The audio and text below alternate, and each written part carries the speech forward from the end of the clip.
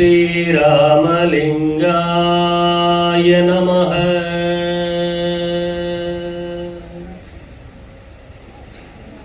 அருட்பெருஞ்சோதி அருட்பெருஞ்சோதி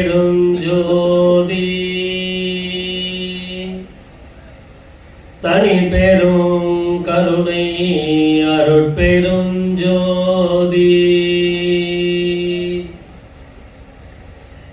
திரு அருட்பிரகாச வள்ளற் பெருமான் திவ்ய திருவடிகளே சரணம். வள்ளல் மலரடி வாழ்க வாழ்க. எல்லா உயிர்களும் என்புற்று வாழ்க.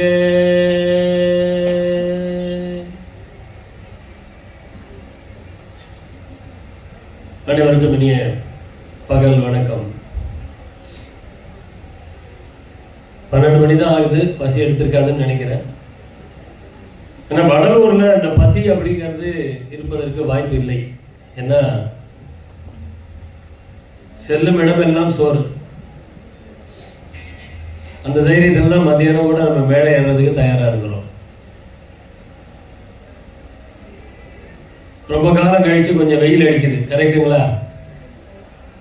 எல்லாரும் உட்கார முடியல, கஷ்டப்பட்டுட்டு தான் இருக்கிறீங்க. அந்த வெயில் சூடு தெரியாத அளவுக்கு இங்கே மேடையில் ஏதாவது பண்ணணும் இல்லையா? அவங்க பண்ணணும் இல்லை, பேசுகிறவங்க பண்ணணும். தலைப்பு விசாரம் செய்வதை பற்றி. விசாரம்னா என்னங்க? கொஞ்சம் எல்லாம் கலந்துக்கிட்டீங்கன்னா தூக்கம் வராது, பசி தெரியாது. விசாரம்னா என்ன? கலந்துரையாடல். சிறப்பு. வள்ளற் பெருமான் நம்மளை அதை பண்ண சொல்றாரு. 2 விஷயம் தான் வள்ளலார் நம்மளுக்கு வழிகாட்டி கொடுத்தார். 2 பண்ண சொன்னார். ஒன்று, வழிநடுகள் எல்லாம் பண்ணிட்டு இருக்கிறாங்க. பரோபகாரம், சாப்பாடு போடுங்க. பசி அப்படிங்கிற வார்த்தையே காதில் விழக்கூடாது. நம்ம உலகத்திலேயே பசிங்கிற வார்த்தை காதில் விழவே கூடாது. அது கிட்டத்தட்ட நம்ம சன்மார்க்க நண்பர்கள் சங்கங்கள் எல்லாம் அதை நிறைவேற்றிக்கிட்டு இருக்கிறாங்க. எந்த ஊரிலே சன்மார்க்க சங்கம் இருக்கின்றதோ அந்த ஊரில் பசி கிடையாது. கரெக்டுங்களா? கண்டிப்பா கிடையாது. சன்மார்க்க சங்கங்கள் தான் சோறு போட்டுட்டு இருந்தது. ஆனா இப்பொழுது சன்மார்க்கிகள் தனித்தனியாக அந்த அன்னபாலிப்பை நடத்தி கொண்டு வருகிறார்கள். அதுக்கு ஒரு சங்கம் இருக்கணும்ன்ற அவசியமே இல்லை அப்படிங்கிறார்கள். அப்ப அந்த பரோபகாரம் என்கின்ற அந்த ஜீவகாருண்யத்தை உலக மக்கள் பலரும் கடைபிடித்து வருகின்றார்கள். அதனுடைய பெருமை எல்லாம் வள்ளற் பெருமானை சேரும். அடுத்தது அந்த சத்விச்சாரம். சத்தான பொருளை விசாரம் செய்ய வேண்டியது.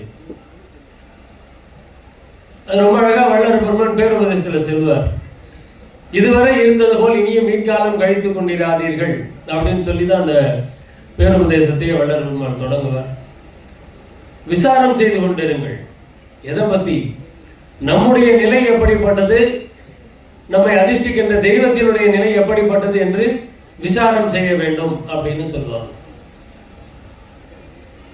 அப்ப நம்முடைய நிலை எப்படிப்பட்டது, நம்மளை அதிர்ஷ்டிக்கின்ற தெய்வத்தின் நிலை எப்படிப்பட்டது என்பதை விசாரம் செய்ய வேண்டும்.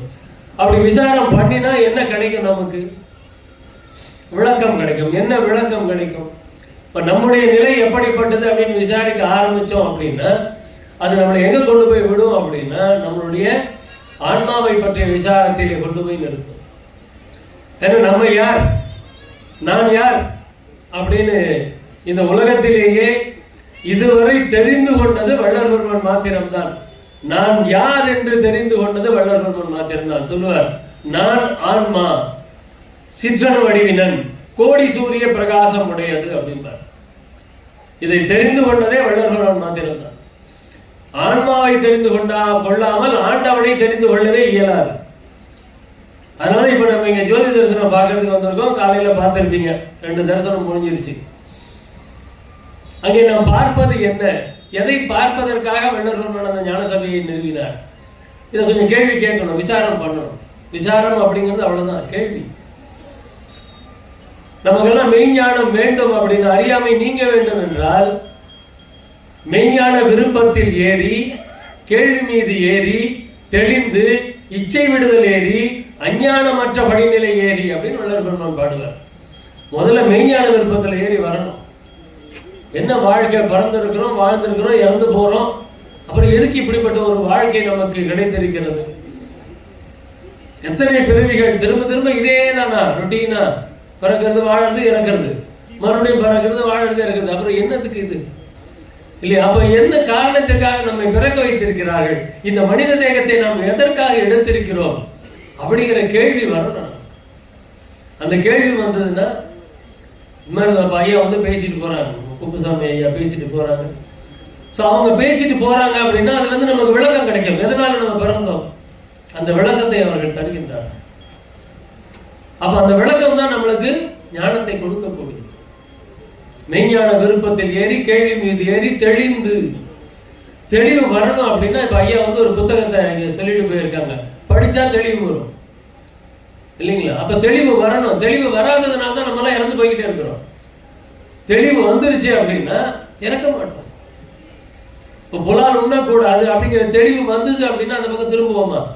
ஜீவகாருண்யம், கருணை, அன்பு, இரக்கம், தயவு. புலால் உண்ணாதீங்கன்னு யாரையுமே சொல்லவே வேண்டாங்க, சாப்பிட சொல்லவே வேண்டாம். என்ன சொல்லணும்? கருணையா இருங்க, அன்போட இருங்க அப்படின்னு அன்பை சொல்லி கொடுத்தோம்னா புலால் அவங்க விட்டுருவாங்க. நம்ம அன்பை சொல்லி கொடுக்கறத நிறுத்திட்டு வேற எதையும் சொல்லி கொடுத்துட்டு இருக்கோம். தயவை சொல்லிக் கொடுக்கணும், கருணையை சொல்லிக் கொடுக்கணும். அதை சொல்லிக் கொடுத்தா ஆட்டோமேட்டிக்கா அவங்க அந்த புலால் உணவுல இருந்து வெளியே வந்துடுவாங்க. உயிர் கொலை அப்படிங்கிறது அவங்க எண்ணத்திலே உதிக்காது. அந்த அன்பை சொல்லிக் கொடுக்க வேண்டும். வள்ளல் பெருமான் தான் நமக்கு சொல்லிக் கொடுக்கிறார் இல்லைங்களா? அப்ப அந்த விசாரம் எதை பற்றி விசாரிக்க வேண்டும், அதுதான் எங்க பிரச்சனை. எதை பத்தி விசாரிக்கணும்? எதை பத்தியா விசாரிக்கிறது? ஆன்மா. நம்மளுடைய வாழ்க்கையை பத்தி நம்ம கொஞ்சம் சிந்திச்சு பார்த்திருக்கிறோமா? சொல்லுங்க, நம்ம எப்படி வாழ்ந்துட்டு இருக்கிறோம்? நம்முடைய வாழ்க்கை எப்படிப்பட்ட ஒரு வாழ்க்கை? ஒரு குரங்கை வைங்க, அந்த குரங்கு முன்னாடி ஒரு கத்த பணத்தை வைங்க, ஒரு 1 லட்சம் ரூபாய் வைங்க, பக்கத்துல வந்து ஒரு தாறு வாழைப்பழத்தை வைங்க. குரங்கு என்ன பண்ணுங்க? எதை எடுக்கும்? வாழைப்பழத்தை தான் எடுக்கும். ஏன்னா அந்த பணத்துல இருந்து நிறைய வாழைப்பழத்தை வாங்க முடியும் அந்த குரங்குக்கு தெரியல. தெரிஞ்சா என்ன பண்ணிருக்கோம்? ஆனா அதுக்கு தெரியாது. இப்ப நம்ம மனுஷனா பிறந்திருக்கிறோம், நம்ம முன்னாடி பணமும் இருக்குது, வாழைப்பழமும் இருக்குது. நாம என்ன பண்ணுவோம்? ரெண்டுத்தையும் எடுத்துப்போம். உண்டா இல்லையா? நம்ம ரெண்டுத்தையும் எடுத்துப்போம். அதுதான் நம்மளுடைய வாழ்க்கை. அதுவாது பரவாயில்ல, இந்த தெரியாம இருக்கிறது எவ்வளவு நல்லது, தேவலாங்கிறேன். சன்மார்க்கம் தெரியாம இருந்ததுன்னா மகிழ்ச்சியா வாழ்ந்துட்டு போயிடலாங்க ஐயா. இது யாராவது ஒத்துக்கிறீங்களா? சன்மார்க்கம் தெரிஞ்சா மகிழ்ச்சி போயிடுச்சு. ஏன்? எவ்வளவு கண்டிஷன் போடுறாருங்க வள்ளலார். காலையில நிம்மதியா ஒரு 7 மணி வரைக்கும் தூங்க முடியுதா? சொல்லுங்க. நம்ம பசங்களுக்கு தெரியும், நாகர்கோயில இருந்து வந்திருக்கிறாங்க, சிவா சௌந்தர்யா. 5 மணிக்கெல்லாம் எழுப்பி விடணும், ஏந்திரி அகவல் படிக்கணும். அட நிம்மதியா ஒரு நாளாவது. ஞாயிற்றுக்கிழமை நிம்மதியா தூங்க முடியுதா? இல்ல, ஞாயிற்றுக்கிழமை தான் இந்த மூப்பா பாப்பா வந்து ஜூம் மீட்டிங் 4:30 மணிக்கு வைப்பான். அப்ப என்ன பண்றது? அப்ப நிம்மதி போச்சு. சரி, நல்லா ஏதாவது சாப்பிடலாம். ஐயா உருளைக்கிழங்கு ரொம்ப பிடிக்கும் எல்லாருக்கும், சாப்பிடலாம் அப்படின்னா வள்ளலார் சொல்றாரு, கிழங்கு வகைகள் உண்ணாதிருத்தல் வேண்டும். சொல்லுங்க. அப்ப சன்மார்க்கத்துக்கு வந்தா சங்கடம் தானே? ஆமாவா இல்லையா? ஆமான்னு சொல்றதுக்கு தயக்கமா இருக்கு. சன்மார்க்கத்துல அரங்கத்துல வந்து உட்கார்ந்துட்டு சன்மார்க்க சங்கடம் எப்படியா சொல்றது? சன்மார்க்கம் சங்கடம். ஆனா அந்த சங்கடத்தை ஏற்றுக்கொண்டாம் என்றால் என்ன கிடைக்கும்? சந்தோஷம் கிடைக்கும். நம்ம அந்த சங்கடத்தை ஏற்றுக்கொள்வதில்லை, அதனால சந்தோஷமா இருக்கிறோம் நினைச்சுக்கிட்டு சங்கடத்தை வரவழைத்துக் கொண்டிருக்கின்றோம். இதுதான் இன்னைக்கு நம்ம விசாரம் பண்ணுவோம் இல்லையா? வள்ளல் பெருமான் இந்த நித்திய கர்ம விதி அப்படின்னு ஒரு நூல் கொடுத்திருக்கிறாரு. அந்த நூல் எடுத்து பார்த்தீங்க அப்படின்னா எத்தனை மணி நேரம் தூங்கினா நல்லது ஐயா? ஐயா ஐயா சொன்னது விடுங்க, மற்றபடி என்ன சொல்றாங்க? 7 மணி நேரம் நார்மலா இருக்கணும், ஒரு 6 மணி நேரமாவது தூங்கணும். ஆனா வள்ளலார் அதிகபட்சமா 4 மணி நேரம் தூங்கலாம்னாரு. அதிகபட்சம் அவ்வளவுதான் அவர் நம்மளுக்கு கொடுக்குறாரு, 4 மணி நேரம் தூங்கும். இல்ல கொஞ்சம் சன்மார்க்கத்துல பயிற்சி பண்ணிட்டு இருக்கிறீங்க அப்படின்னா 3 மணி நேரம் தூங்கு. தீவிரமா இருக்கிறீங்க அப்படின்னா 1 மணி நேரம் தூங்கு. சன்மார்க்கியா இருக்கிறீங்கன்னா தூங்கவே தூங்காத. என்னையா பண்றது? சங்கடம் தானே. ஆனால் அந்த சங்கடத்தை நாம் தாண்டினோம் என்றால், ஒருவன் 1 மணி நேரம் உறங்க பழகுவானே ஆனால் அவன் 1000 வருடம் ஜீவித்திருப்பான் அப்படின்னார். என்னன்னா இவர் 1 மணி நேரம் தான் தூங்க சொல்றாருன்னு விசாரணை பண்ணணும். அங்க கேள்வி வரணும், ஏன் இல்லையா? அப்ப அந்த சங்கடமான அந்த விஷயத்தை ஏற்றுக்கொண்டோம் என்றால் 1000 வருஷம் வாழலாம். 1000 வருஷம் வாழ்ந்து என்னங்க பண்றது? என்ன பண்றது 1000 வருஷம் வாழ்ந்து? சரி, இப்ப நம்ம எல்லாருக்கும் 1000 வருஷம் கேரண்டி கொடுத்துட்டேங்க, என்ன பண்ணுவீங்க அடுத்தது? அது எவ்வளவு பெரிய சங்கடம் தெரியுமா? என்ன எல்லாரும் 1000 வருஷம் வாழற அளவுக்கு வந்துட்டாங்கன்னா இல்ல. நம்ம குடும்பத்துல இப்ப எனக்கு மட்டும் மரணமில்லா பெருவாழ் கிடைச்சிருச்சியா, நான் சரி அது கூட வேணாம், நான் ஒரு 150 வருஷம் வாழறேன்னு வச்சுக்கோங்களேன். என் பசங்க அந்த மாதிரி வாழ்ந்திருக்கிறாங்களா? இல்ல. அவங்க பசங்க அப்ப அவர்களுடைய மரணத்தை எல்லாம் நான் சந்திக்க வேண்டும் இல்லையா? என் பேர பசங்க இல்ல பேரனுக்கு பேர பசங்க அவங்களுடைய மரணங்கள்லாம் நிகழ்ந்துட்டு இருக்கோம், நான் மட்டும் வாழ்ந்துட்டு இருப்பேன். அப்ப நமக்கு நிம்மதி இருக்குமா? இருக்காது. அப்ப என்னங்க பண்றது? ஏன் உரைத்தேன் இரக்கத்தால் எடுத்துரைத்தேன், நான் அடையும் சுகத்தினை நீர்தான் அடைதல் குறித்தே வளர்பெருமான் சொல்றார். அப்ப அவங்களையும் நம்ம அதுக்கு தயார் பண்ணணும் இல்லையா? அந்த மாதிரி இங்க நம்மளை எல்லாரையும் தயார்படுத்துறதுக்கு தான் இப்படிப்பட்ட சத்சங்கங்களை நடத்தி கொண்டு இருக்கின்றார்கள் இந்த திருவண்ணாமலை பாபுசாத் ஐயா அவருடைய குழுவினர்கள். அவர்களுக்கு முதலில் என்னுடைய நன்றியையும் வணக்கத்தையும் தெரிவித்துக் கொள்கின்றேன்.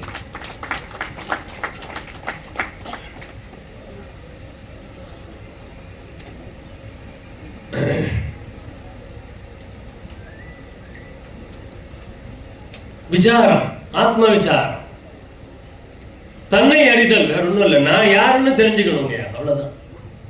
நான் யாருன்னு எப்படி தெரிஞ்சுக்க முடியும்? வள்ளல் பெருமான் பாடுறார், தன்னை அறிந்த இன்பம் முறை வெண்ணிலாவே ஒரு தந்திரம் நீ சொல்ல வேண்டும் வெண்ணிலாவே. அந்த தந்திரத்தை அப்புறமா சொல்லி இருக்கிறார். வர நான் திருமூலர் சொல்லுவார், தன்னை அறிய தனக்கு ஒரு கேடில்லை, தன்னை அறியாமல் தானே கெடுகின்றான், தன்னை அறியும் அறிவை அறிந்தபின் தன்னையே அர்ச்சிக்க தான் இருந்தானே. தன்னை அறிஞ்சிட்டோம் அப்படின்னா ஒன்றும் மனமது செம்மையானால் எல்லாரும் தெரியும், சத்தமா தான் சொல்லுங்க, மந்திரம் ஜபிக்க வேண்டாம். மனமது செம்மையானால் மந்திரம் ஜபிக்க வேண்டாம். ஐயா சொல்றார், பதிபூஜை முதலிய நற்கிரியால் மனம் என்னும் பசுகரணம் அசுத்த பாவனையர சுத்த பாவனையில் நிற்கும். மனம் சுத்த பாவனையில நிற்கணும்னா அந்த பதி பூஜையெல்லாம் செய்யணுங்கிற, மனசு சுத்தமா இருக்கணும். மனம் அது செம்மையானால் அப்புறமா அதெல்லாம் தேவையில்லை, மந்திரம் ஜபிக்க வேண்டாம். நமக்கு மனம் செம்மையா இல்லை, அதனால்தான் மகாமந்திரத்தை சொல்லுங்க சொல்லுங்க சொல்லுங்கன்னு சொல்லிட்டே இருக்கிறோம் இல்லையா? மனம் செம்மையாயிடுச்சுன்னா அது தேவைப்படாது நமக்கு. ஞானிகள் எங்கும் உபாசிப்பார்கள், அவங்களுக்கு ஒரு கோயில் வேணும் விக்கிரகம் வேணும்னு அவசியமே கிடையாது. ஞானிகள் எங்கும் உபாசிப்பார்கள். நம்ம இன்னும் அந்த ஞானத்தை அடையல. அப்ப என்ன பண்றது? இங்க இருந்து தான் போயாகும் இல்லையா? தன்னை அறிய தனக்கு ஒரு கேடில்லை, தன்னை அறியாமல் தானே கெடுகின்றான், தன்னை அறியும் அறிவை அறிந்த பின் தன்னையே அர்ச்சிக்க தான் இருந்தானே. நான் யாருன்னு எனக்கு தெரிஞ்சிருச்சு அப்படின்னா, நான் யாருன்னு எனக்கு தெரிஞ்சிருச்சுன்னா என்ன அர்த்தம்? உடனே நீதான் மூப்பா பாப்பா உனக்கு தெரியாதா அப்படின்னு தானே சொல்லுவீங்க. நான் யாரு அப்படின்னா என்னுடைய ஆன்மா. நான் ஆன்மா, சிற்றனு வடிவினன், அது எனக்கு தெரியுதா? தெரியல, இன்னும் கூட தெரியல. யாராவது என்ன கேட்டா நான் நீங்க யாருங்க அப்படின்னா நான் மூப்பா பாபு சென்னையில இருந்து வரேன் தான் நான் இன்னும் சொல்லிட்டு இருக்கிறேன். அப்ப இன்னும் நான் தெரிந்து கொள்ளவில்லை. ஆன்ம விசாரத்தின் எல்லையை நான் இன்னும் கடக்கவில்லை.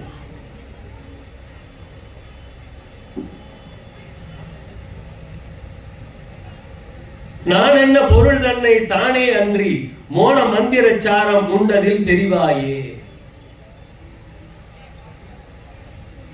என்னையே நான் அறிய இருவினையும் ஈடழித்து தன்னை அறிய தலம் எனக்கு சொன்னாண்டி. பட்டினத்தார் பாடுறார், என்னையே நான் அறிய இருவினையும் ஈடழித்து தன்னை அறிய தலம் எனக்கு சொன்னான். தன்னை அறியக்கூடிய தலத்தை சொல்லுகின்றான், வழியை சொல்லுகின்றான், மார்க்கத்தை சொல்லுகின்றான். அவர்களுக்கு கிடைத்த அந்த ஞானத்தை எடுத்து சொல்லுகின்றார்கள். தன்னை அறிந்து ஒழுகுவோர் தன்னை மறைப்பார், தன்னை அறியாதவரே தன்னை காட்டுவார். பாம்பாட்டி சித்தர் சொன்னார். தன்னை அறிந்து ஒழுகுவோர் தன்னை மறைப்பார். அவங்க விளம்பரப்படுத்திக்க மாட்டாங்க. தன்னை அறிந்தவர் யாரும் தன்னை விளம்பரப்படுத்திக் கொள்ள மாட்டார்கள். தன்னை அறியாதவரே தன்னை காட்டுவார். ஒரு பெரிய பேனர் அங்க போட்டு நான் தான் இதை பண்றேன், நான் தான் இன்னைக்கு பேச போறேன் அப்படின்னு பெரிய பேனரை போட்டு கொண்டு வந்து கொடுக்குறேன் அப்படின்னா அங்க என்ன பொருள்? தன்னை அறியாமல். என்னை நான் அறிந்தால் அடக்கமா ஒரு இடத்துல உட்காந்துருவேன். வள்ளல் பெருமான் சென்னையில இருந்து அப்படி இப்படி எல்லாம் வந்து கடைசியில் இங்க மேட்டுக்குப்பத்தில் உட்கார்றாரு. மேட்டுக்குப்பத்துல இருந்து அவர் வெளியில் எங்கேயாவது போனாரா பாத்தீங்களா? கருமையில் இருக்கும்போது கூட நிறைய இடங்களுக்கெல்லாம் போயிட்டு வருவார். மேட்டுக்குப்பத்துக்கு வந்ததுக்கு அப்புறமா அவர் எங்கேயும் போனது கிடையாது. அப்படியே எங்கேயாவது போறாரா அப்படின்னா ஜீவகாருண்ய நிமித்தம் அவர் சஞ்சரிக்கிறார், அவர் கால் எடுத்து வெளியில வைக்கிறார் அப்படின்னா அங்கே ஒரு ஜீவகாருண்ய நிமித்தம். அந்த மாதிரி நிறைய நம்ம வரலாற்று சிறப்புகள் வள்ளலார் இடத்துல பார்க்க முடியும். அப்ப அந்த தன்னை அறிய நான் யார் என்பதை அறிவதற்கு எதெல்லாங்க தடையா இருக்கு? தடை இருக்கா இல்லையா? முதல்ல நான் யார் என்று தெரிந்து கொள்வதற்கு என்னென்ன தடைகள் இருக்கின்றன? அதெல்லாம் நம்ம தடைன்னு நினைக்கிறது இல்லை. ஐயா ஒரு பாட்டு பாடுறாரு, காம உட்பகைவனும் என்னென்ன தடைகள்னு பட்டியல் போட்டு கொடுக்கிறார். காம உட்பகைவனும் கோபவன் கொடியனும் கடலோப முழு மூடனும் கடுமோக வீணனும் கொடுமதம் எனும் துட்ட கண்கட்ட ஆங்காரியும் ஏமமர மாச்சரிய விழலனும் கொலையென்று இயம்பு பாதகனுமாம் இவ்வெழுவரும். 7 திரை போட்டிருக்கிறாங்க இல்லையா? இதை அப்படியே அது கூட ஒப்பிட்டு வச்சுக்கலாம். இன்னைக்கெல்லாம் அந்த திரையெல்லாம் நீக்கிட்டு முழுசா நமக்கு அந்த பிரகாசத்தை நம்மளாம் பார்த்துட்டு வந்தோம். அப்ப இவையெல்லாம் அந்த ஆன்ம விசாரத்தை தடுத்து கொண்டு இருக்கின்றது. காம உட்பகைவனும் ஆசை, எதை பார்த்தாலும் ஆசை. இப்படி நடந்து போனா அதுக்கு கடையில என்னென்னமோ வைத்திருக்கிறான்னு எல்லாத்தையும் வாங்கிக்கலாமான்னு ஆசை. இந்த கோனைஸ்கார வண்டி ஒருத்தர் வந்து சொல்லியிருக்கிறார், 1 வயசு வாங்கினா 1 வயசு இலவசம். உடனே அங்கே ஒரு 10 பேர் அதிகமாக போறாங்க. ஆசை, 1 வாங்கினா 1 இலவசம்னா உடனே ஓடி போயிடுறோமா இல்லையா? ஆடி தள்ளுபடி, அதுனா ஆடி மாசத்துல என்ன துணி விலையெல்லாம் ஆட்டோமேட்டிக்கா குறைஞ்சு போயிடுதான் என்ன? அப்ப அங்க என்ன வந்தது? ஆடி மாசம் வந்தா என்ன ஆயிடுது? ஆடி தள்ளுபடின்னா ஒண்ணு இல்லை, ஒரு வாரம் முன்னாடி அவன் நிறைய வேலை செய்வான். கடைக்காரன் என்ன பண்ணுவான்? எல்லா ஸ்டிக்கரையும் எடுத்துட்டு வேற ரேட் ஒட்டிடுவான். அவ்வளவுதான், அவனுக்கு வேலை, ஒரு வாரம் வேலை. இந்த அட்வர்டைஸ்மெண்ட் கொடுத்துருவோம் 50% ஆடி தள்ளுபடினா நம்ம மொத்த பேரும் போய் 2 மாசம் சம்பளத்தை அந்த கடையில் கொடுத்துட்டு வந்துடுவோம். ஆசை வேற என்ன? சிந்திக்கிறது இல்லை. எப்படியா 50% தள்ளுபடி கொடுக்க முடியும் அப்படின்னு ஒரு சின்ன சிந்தனை வந்துச்சுன்னா அந்த கடைக்குள்ள நுழையவே மாட்டோம். சிந்திக்கிறது கிடையாது, விசாரம் பண்ணுவதே கிடையாது. ஆடி தள்ளுபடினா ஆடி போயிடணும் இல்லையா? அப்போ அந்த விளம்பரங்கள் அவனுடைய சுய லாபத்திற்காக விளம்பரம் செஞ்சு நம்மளை ஈர்த்து கொண்டு வரோம். எல்லாத்துக்கும் காரணம் என்ன? ஆசை. காம உட்பகை வேணும். ஆசை எங்க இருந்து வருது? எங்க இருந்து வருது? வெளியில இருந்துலாம் வருது இல்லை, உள்ள இருக்கு. நிறைய சேர்த்து வச்சிருக்கிறோம் ஆசை. அவன் வெளியில அப்படி அந்த பொறி பட்ட உடனே பத்திக்கிட்டே இருக்கிறோம். காம உட்பகை வேணும். கோப வெங்கொடியனும். கோபத்தை எப்படி சொல்றாரு பாருங்க, கோப வெங்கொடியனும். கொடியன். ஆனா நம்மெல்லாம் கோபப்பட்டா ரொம்ப ரொம்ப பெருமை.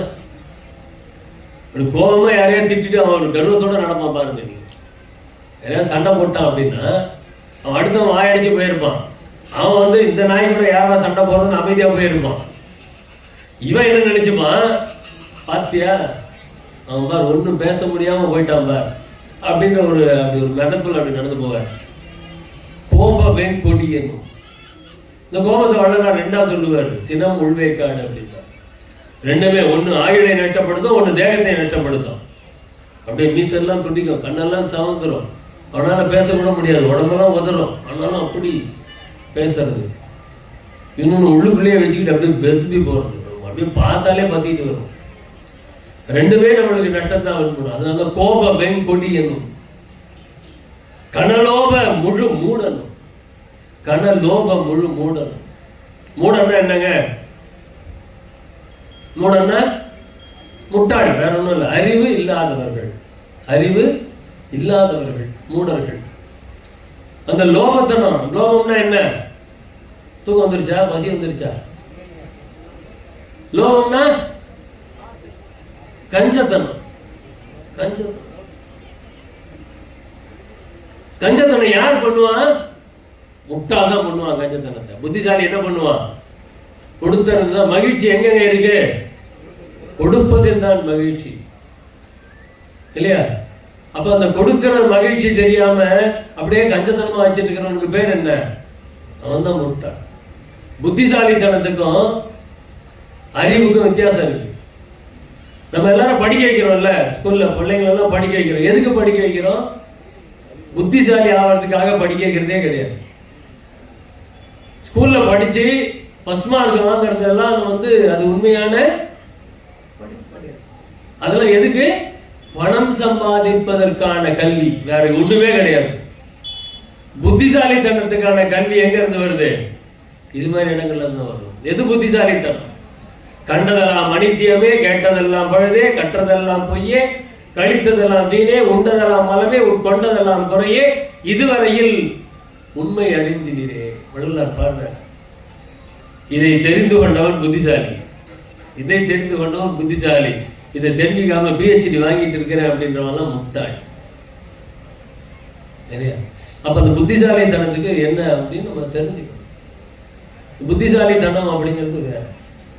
இங்க நம்ம எல்லாம் சன்மார்க்கெல்லாம் புத்திசாலியா இருக்கணும். எப்படி? இந்த தேகத்தை பெற்ற நாம் இந்த தேகத்தை கோட்டை விடக்கூடாது, தேகத்தை பொன்போல பாதுகாக்க வேண்டும் வள்ளலார் சொல்றாரு. அதுக்குண்டான வழிமுறைகள் அங்கே ஸ்டால் வச்சிருப்பாங்க, அங்கே நிறைய பொடிகள் வகையெல்லாம் வச்சிருப்பாங்க. நமக்கு தெரிஞ்ச பொடியெல்லாம் நம்ம பருப்பு பொடி இருக்குதா சாப்பிட்றதுக்கு, அந்த மாதிரி பொடி தான் வாங்கி வாங்கி சாப்பிடுவோம். இங்கே இருக்கிற பொடி தேகத்தை அழியாமல் காப்பாற்றுறதுக்கு உண்டான பொடி, இல்லைங்களா? இந்த பொடியெல்லாம் போங்களேன், கங்கா ஸ்வீட்ஸில் போய் கேளுங்களேன் கிடைக்குதான்னு, இல்லை நந்தினி ஸ்வீட்ஸில் கேளுங்களேன், அர்ச்சனாவில் கிடைக்குதா பாருங்க. அங்கெல்லாம் இது கிடைக்காது. அங்கே கிடைக்கிறதுலாம் என்ன? நம்மளை மரண குழியில் அழுத்துகின்ற பொடிகள். இங்கே கிடைக்கிற பொடியெல்லாம் அதுல இருந்து மீட் எடுக்கின்ற பொடிகள். இங்கெல்லாம் போக மாட்டோம் நம்ம. இங்க 50 ரூபாய்க்கு 50 கிராம் கொடுப்பாங்க, அங்க போனீங்கன்னா 50 கிராம் 120 ரூபா. அதுதான் நம்மளுக்கு ரொம்ப பிடிக்குது. இதெல்லாம் தான் வள்ளலார் பட்டியல் போட்டு கொடுக்குறாரு. கடலோப முழு மூடணும். எதுக்கு செலவு பண்ணணுமோ அதுக்கு செலவு பண்ணி தான் ஆகணும், இல்லையா? கடுமோக வீணனும். அதனால மோகம்ங்கிறது என்ன? அந்த ஆசை, காமம் இருக்கு இல்லையா, அதனுடைய அல்டிமேட் அந்த மோகம்.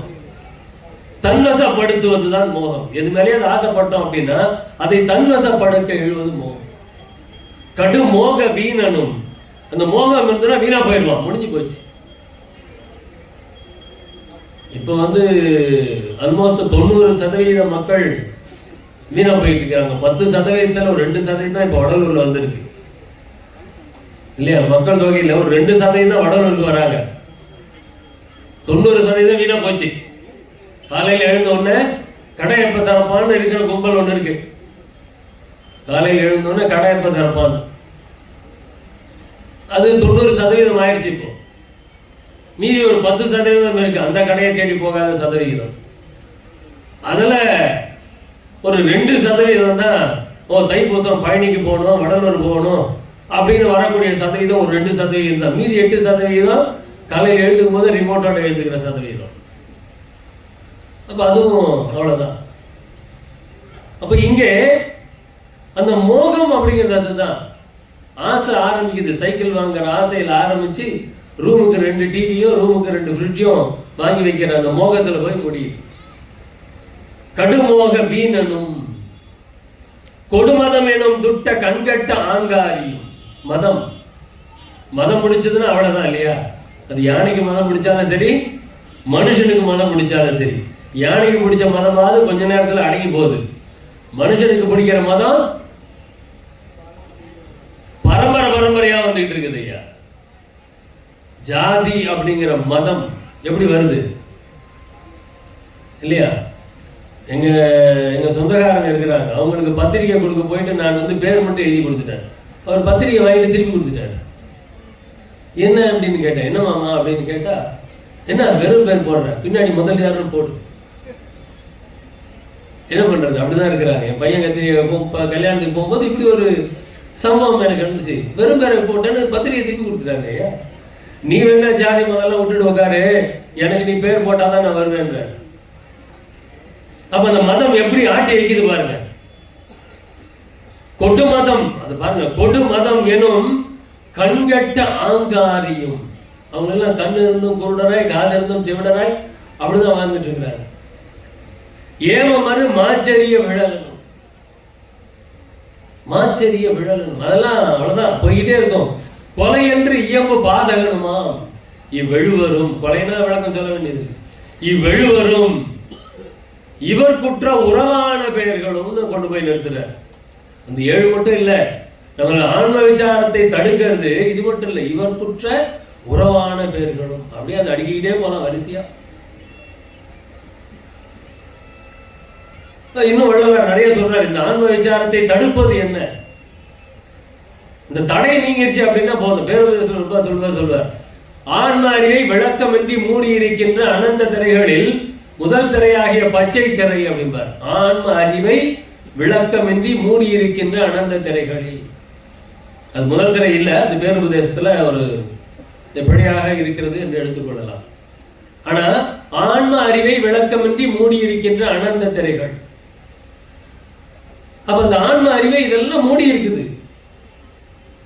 அப்ப அது ஒன்னொன்னா விளக்கணும். அது முதல் திரையை விளக்கிட்டு 2வது திரையை போயிட்டு அதை விளக்க முயற்சி பண்ணும்போது முதல் திரை மறுபடியும் வந்து சேருது, நான் போக மாட்டேன்னு வந்து நிக்குது. துன்ப வாழ்வினை சுகம் என மனனே. அப்ப இதுக்கெல்லாம் நம்ம எங்க போய் முட்டிக்கிறதுங்க, நம்ம மனசுகிட்ட பேசணும். நம்ம யாராவது மனசுகிட்ட பேசியிருக்கீங்களா?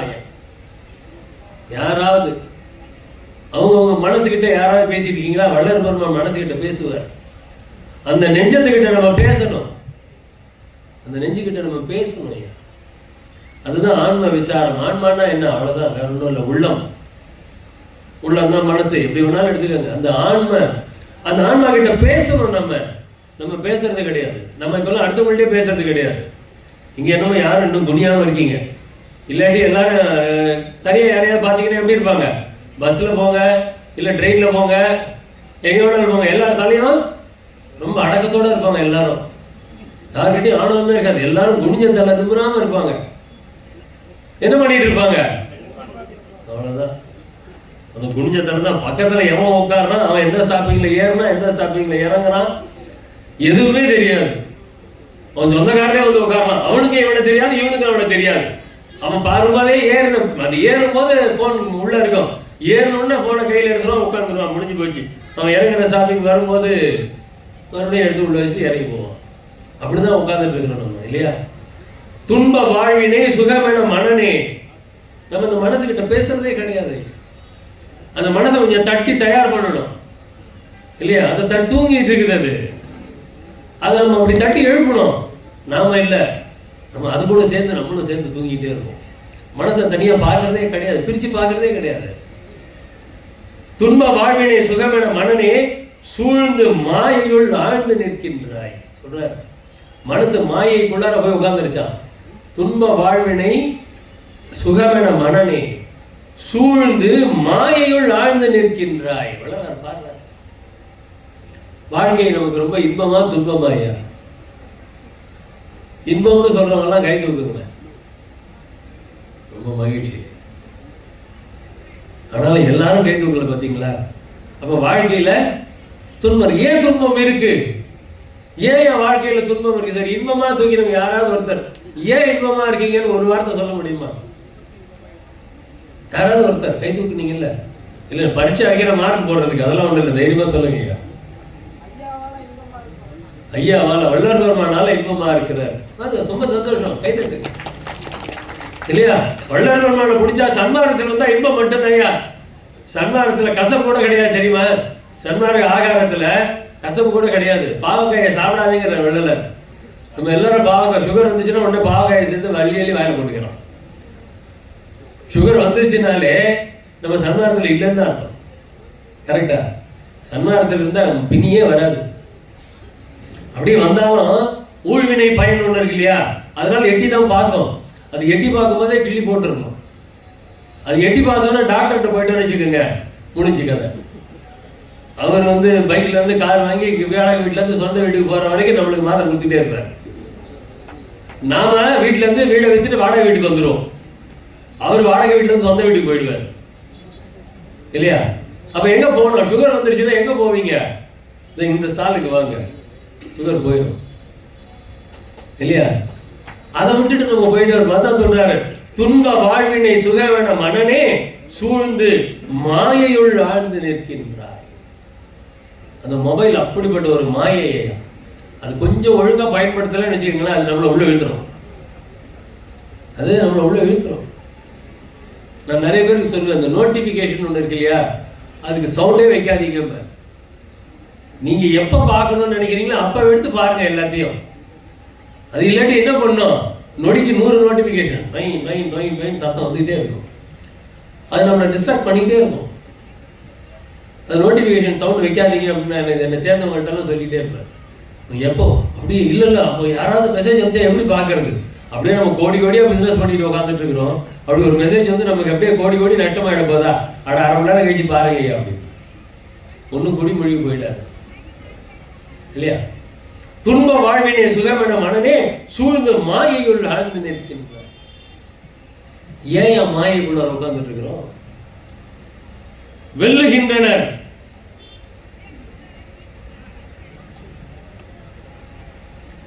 வெல்லுகின்றனர் வினைப்புல வேடர் மெலிகின்றேன். வெல்லுகின்றனர் வினைப்புல வேடர்கள் நமக்குள்ளார இருக்கிறாங்க தெரியுமா? ஐம்புல வேடர் ஐயா அடுத்த பாட்டில் கொடுக்கிறார். கடும்புல வேடர்கள் ஓர் ஐவர், இந்திரிய கள்வர் ஐவர், கொடுங்கரண துட்டர் 4வர்கள், வன்மன கோளர் ஐவர், அடும்படை கோடி கொண்டுற்றோர் மற்றையன் யான் ஒருவன், இடும்படை யாதும் இல்லேன் வெல்வதெங்கன் இறையவனேன்னு. ஏன்னா அவங்க எல்லாம் கோடியா படையோட இருக்கிறாங்க. எப்படி? இந்திரிய கள்வர் ஐவர், கடும்புல வேடர்கள் ஓர் ஐவர், புலன்கள் 5 புலன்கள் ஐயா. அவங்கள வேடர்கள், வேட்டையாடுறவங்க, இன்னொன்னு வேடதாரிகள். கடும்புல வேடர்கள் ஓர் ஐவர், பார்த்தல் கேட்டல் நுகர்தல் ருசித்தல் எல்லாமே அந்த 5 புலன்கள். இந்திரிய கள்வர் ஐவர், இந்திரியங்களை கள்வர் அப்படிங்கிறார். நம்மளுக்கு இந்த இந்திரியங்கள் தானே வாழறதுக்கே உதவியா இருக்கு. ஆனா வள்ளலார் என்ன சொல்றாரு? இந்திரிய கள்வர் ஐவர். கள்வர்களா? கள்வர்னா என்ன? திருட்டு பசங்க. இந்த கண்ணு காது எல்லாம் திருட்டு ஜென்மங்க, திருட்டு பசங்க. அது எதற்காக படைக்கப்பட்டதோ அந்த வேலை பண்றது கிடையாது, அந்த வேலையை பண்றது கிடையாது. இப்படி நடந்து வந்துகிட்டே இருந்தா இந்த பக்கம் ஒரு நல்ல செய்தி, நம்ம குப்புசாமி ஐயா பேசிட்டு இருக்கிறாரு, காது கேட்குது. அந்த காது இந்த பக்கம் கேட்கும் போதே ஒரு கோன் வாங்கினா இன்னொரு கோன் இலவசம் அப்படின்னு அந்த பக்கம் இன்னொரு காதுல கேட்டு இது முழங்க வச்சிருது. கள்வர். உடனே காது அந்த பக்கம் போகுது, கோன் ஐஸ்கிரீம் பக்கம் தான் போகுது, இந்த பக்கம் திரும்ப மாட்டேங்குது. இந்திரிய கள்வர் ஐவர், கொடுங்கரண துட்டர் 4வர்கள். கொடுங்கரண துட்டர் 4வர்கள். கரணங்கள் என்ன? மனபுத்தி சித்தம் அகங்காரம். அது எப்படி? துட்டர்கள். துட்டர்கள் என்ன பண்ணுவாங்க? துட்டனை கண்டா எங்க போய் நிக்கணும்? துட்டனை கண்டா தூரம் போகணும். ஆனா நம்ம என்ன பண்றோம்? அந்த 4வர்களும் துட்டர்கள் ஐயா. மனம் புத்தி சித்தம் அகங்காரம். நம்மள ஆன்ம அறிவை தேடுறதுக்கோ இல்லை அருளியலை நாடுறதுக்கோ நம்மளை விடவே விட. நமக்கு விரோதி வெளியில யாருமே கிடையாது. நமக்கு விரோதி எங்க இருக்கிறான்? நமக்குள்ளாரையே தான் நல்லா ஊட்டி வளர்த்துட்டு இருக்கிறோம். பாம்புக்கு பால் வார்த்தை அப்படின்னு சொல்லுவாங்க இல்லையா? அந்த மாதிரி நம்ம உள்ள அந்த துட்டர்கள், துஷ்ட பசங்க 4 பேரையும் வளர்த்துக்கிட்டே இருக்கு. கொடுங்கரண துட்டர் 4வர்கள், வன்மல கோளர் ஐவர். வன்மன கோளர், வன்மையானவர்கள். யாரு? மலம். என்னென்ன மலம்? ஆணவம், கண்மம், மாமாயை, மாயை, மாமாயை, திரோதாய். இந்த 5 மலங்கள். அது சொல்றாரு. வன்மல கோளர் ஐவர். இவங்க எல்லாம் எப்படி இருக்காங்களா? அடும்படை கோடி கொண்டுற்றார். அவங்களுடைய படபலம் ரொம்ப ஜாஸ்தி. அடும்படை கோடி கொண்டுற்றார் மற்ற ஏழையேன் யான் ஒருவன். என்கிட்ட எதுவுமே இல்லை, அப்ப யாரு நான் ஏழை. இடும்படை யாதும் இல்லேன், அதை எடுக்கிற அளவுக்கு எனக்கு படையே இல்லை. யாதும் இல்லேன் வெல்லதெங்கன் இறையவனே. இறைவன் முறையிடுறார், நான் எப்படியா ஜெயிக்க முடியும்? அவன் அப்படி ஒரு படபலத்தோட இருக்கிறான். உள்ள அவ்வளவு பேர் உள்ளதா இருக்கிறாங்க, அவ்வளவு பேர் உள்ளதா இருக்கிறாங்க. 5 புலன்கள், 5 இந்திரியங்கள், 4 கரணங்கள், மலங்கள் 5, அத்தனை பேர் அப்படி ஒன்னா சேர்ந்து நம்மளை ஆட்டி படைக்கிறாங்க. கொஞ்சம் அப்படி சன்மார்த்துக்குள்ள நுழையலாம். காலையில 4 மணிக்கு எழுந்துக்கலாம், கரிசாலை பண்ணலாம், வாழை நீக்கலாம், அந்த கரிசாலை 5 அந்த முக்கூட்டு சோறு குடிக்கலாம். காலையில டிஃபன் சாப்பிடாம மத்தியானம் 12 மணிக்கு சாப்பிடலாம். விட மாட்டேங்கிறாங்களே. அங்க வேர்க்கடலை சட்னி அரைக்கிறாங்கன்னா வாசனை அடிக்குது, நான் இன்னைக்கு மட்டும் காலையில சாப்பிட்டுறேன் அப்படின்னு சாப்பிடுறேன். பூரி வைக்கிறாங்க அப்படின்னா, என்னம்மா இன்னைக்கு பூரியா, தொட்டுக்கு என்ன, சன்னாதாங்க பண்றேன். பூரி சன்னாவா, சரி நான் நாளையில இருந்து விரதத்துக்கு போறேன், அவ்வளவுதான். ஏன்னா இது உள்ள இருக்கிறவங்க எல்லாம் யாரு, விரோத கூட்டம் ஐயா. அதை உள்ள வளர்த்துக்கிட்டு வரோம். இட்லியும் தோசையும் சோறும் சாம்பாரும் ரசமும் காயும் கீரையும் கூட்டம் பொரியலும் வடையும் பாயசத்தையும் கொடுத்து கொடுத்து வளர்த்துக்கிட்டு வரும். அதெல்லாம் என்ன பண்ணுது, நம்மளை வளர்த்து கொண்டு போய் குழியில தள்ளிடுது. வேற ஒண்ணுமே இல்லை, கடைசியில குழியில தள்ளிடுது. அதுக்குதான் வளர்த்துட்டு வரணும்.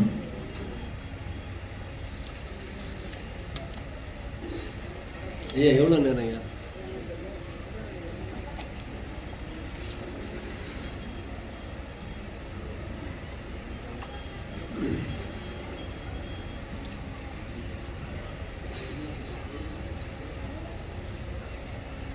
இன்னும் சப்ஜெக்டுக்கு வரல, அதுக்குள்ள பண்ணுங்களா பண்ணிக்கணும்.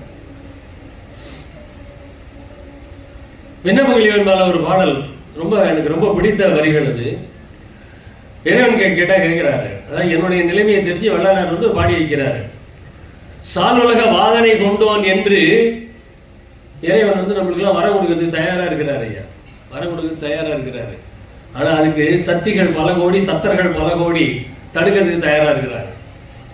வல்லபெருமான் சொல்றாரு, சாலுலக வாதனை கொண்டோன் என்று மற்ற எவரானாலும் வந்து போதனை செய்தாலும் என்னை போக்கி விடுகிறேன்.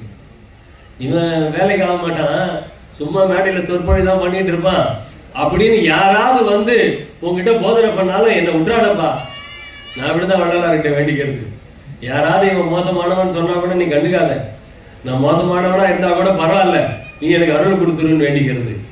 சாலுலக வாதனை கொண்டோன் என்று மற்ற எவரானாலும் வந்து போதனை செய்தாலும் என்னை போக்கி விடேன், நீ தயவு சூழ்ந்துடுக. அவ்வளவு சொல்றது, நீ தான் தயவே வரிவானா, சரி நீ தயவு சூழ்ந்துடுக, என்னையும் நீ தொண்டருடன் சேர்த்தருள். அவங்களோட சேர்த்து விட்டுறியா, நான் தப்பு பண்ணாம இருப்பேன். நம்ம தப்பு பண்ணக்கூடாதுன்னா எங்க இருக்கணும், சன்மார்க்க சாதுக்களோடையே பயணம் பண்ணணும். அப்படி இல்லாம இப்படி வந்துட்டோம்னு வச்சுக்கோங்களேன், அரசியல் பேசுறது, சினிமா பேசுறது அப்படின்னு அப்படியே போயிடும். நீ தயவு சூழ்ந்திடுக, என்னையும் நின் தொண்டருடன் சேர்த்தருள்க, வாழ்ந்திடுக நின் தாழ்மலர். சரியா? இது நம்மளால ஆகுமா? இப்ப வள்ளலாரை நான் வணங்கணும் அப்படின்னா அது நம்மளால ஆகுமா? யார் நினைச்சா ஆகும்யா? ஐயா பாடுறாரு பாருங்க, சீர் சான்ற வேத செழும் பொருளே, சீர்சொருவ பெயர் சான்ற உண்மை பிரம்மமே, நேர் சான்றோர் நாடும் பரசிவமே. அப்படி கொண்டு போயிட்டாரு. நாயேனுக்கு அன்பு நின்பால் நீடும்படி நீ நிகழ்த்து. உண்மையில நான் அன்பு வைக்கணும்னா அதை நீதாயா செய்யணும். இறைவன் நினைக்காம நம்ம எங்களால வந்துட முடியுமா? வர முடியாது. நம்ம அவனை வணங்கணும்னா கூட அவன் தான் அதுக்கு வரம் கொடுக்கணும். அருளலாது அனுபவமா செய்திடாது. அதான் நம்ம விண்ணப்பம் முதல்ல எப்படி இருக்கணும், உன்னை வணங்குற மாதிரி தயவு செஞ்சு என்னை ஆக்கியிருக்கான், நான் தினமும் எழுந்து ஒன்னையே தொழ வேண்டும். அங்கதான் சொல்றாரு, அன்பு நாயேனுக்கு அன்பு நின்பால் நீடும்படி நீ நிகழ்த்து. உன் மேல அன்பு வைக்கிற மாதிரி நீ பண்ணு. என்னால பண்ண முடியாது. என்னால எப்பயுமே வள்ளலார் நினைச்சிட்டு இருக்க முடியுமா? முடியாது. தயவு செஞ்சு என்னை எப்பயுமே உன்னை நான் நினைச்சிட்டு இருக்கிற மாதிரி நீ பண்ணுயா. உன்னை மறந்திடுவேனோ, மறந்தால் உயிர் விடுவேன் இல்லையா? அப்படி இருக்கும். இப்பாரில் என் பிழைகள் எல்லாம் பொறுத்து அருள் என் அப்பா நின் தாட்கே அடைக்கலம் கான். இப்பாரில் நான் நினது தானீழல் நன்னு முட்டும் நின் அடியர் பாணினது சீர் கேட்கப்பன். உன்னுடைய அடியாருடைய அந்த சீரை கேட்க பண்ணு அப்படிங்கிறார். இல்லைன்னா நம்ம எல்லாத்தையும் மறந்துட்டு வந்துட்டே இருக்கும். இந்த விசாரம் அப்படிங்கிறது என்ன? நம்ம என்ன நிலையில இருக்கிறோன்றதை விசாரிக்கணும், வேற ஒண்ணுமே இல்லை. நம்மளுடைய உண்மையான நிலை என்ன? சன்மார்க்கத்தில் என்னுடைய நிலை என்ன அப்படின்னு விசாரிக்கணும். அது எப்படியா விசாரிக்கிறது? எந்த வகை செய்திடில் கருணை எந்தாய் நீதான் இறங்குவையோ அந்த வகையை நான் அறியேன் அறிவிப்பாரும் எனக்கு இல்லை. நமக்கு பரவாயில்லைங்க, வள்ளலாரோட நம்மளாம் புண்ணியம் பண்ணவங்க தெரியுமா உங்களுக்கு? வள்ளலாரை விட நம்ம அதிகமா புண்ணியம் பண்ணி இருக்கிறோம். ஏன்னா வள்ளலாருக்கு அறிவிப்பாரே இல்லாம இருந்தார். எந்த வகை செய்திடில் கருணை எந்தாய் நீதான் இறங்குவையோ அந்த வகையை நான் அறியேன் அறிவிப்பாரும் எனக்கு இல்லை. நாம இந்த பாட்டை பாடலாமா? நமக்கு வள்ளலார் எல்லாத்தையும் அறிவிச்சுட்டார். அதனால நான் சொல்லுவேன், வள்ளலாரோட நான் புண்ணியம் பண்ணுவேன். அவர் பாவம் எல்லாத்தையும் தேடி கண்டுபிடிச்சு கஷ்டப்பட்டு அந்த நிலையில ஏறி போறாரு. எனக்கு அந்த கஷ்டமே கொடுக்கல வள்ளலார். இந்தாடா இதையெல்லாம் பண்ணுன்னு அப்படி எடுத்து அப்படி ஓபன் பண்ணி தூக்கி போட்டார். அப்போ வள்ளலாரோட நம்ம எல்லாரும் புண்ணியம் பண்ணவங்க தானே. வள்ளலார் 1823 பிறநாடி பிறந்தவங்க எல்லாம் வள்ளலாரை விட புண்ணிய ஆத்மாக்கள், வள்ளலாரை விட புண்ணிய ஆத்மாக்கள். ஆனாலும் நம்ம அந்த நிலையை அடையல. ஏன் அடையல? கடைபிடிக்க மாட்டேங்கிறோம் ஐயா. கற்க கசடர கற்றவை கற்றபின் நிற்க. எதை கற்றோமோ அதன்படி நிற்க வேண்டும். நின்றா அத்தனை வள்ளலார் உருவாயிருப்பாங்க இத்தனை காலத்துல.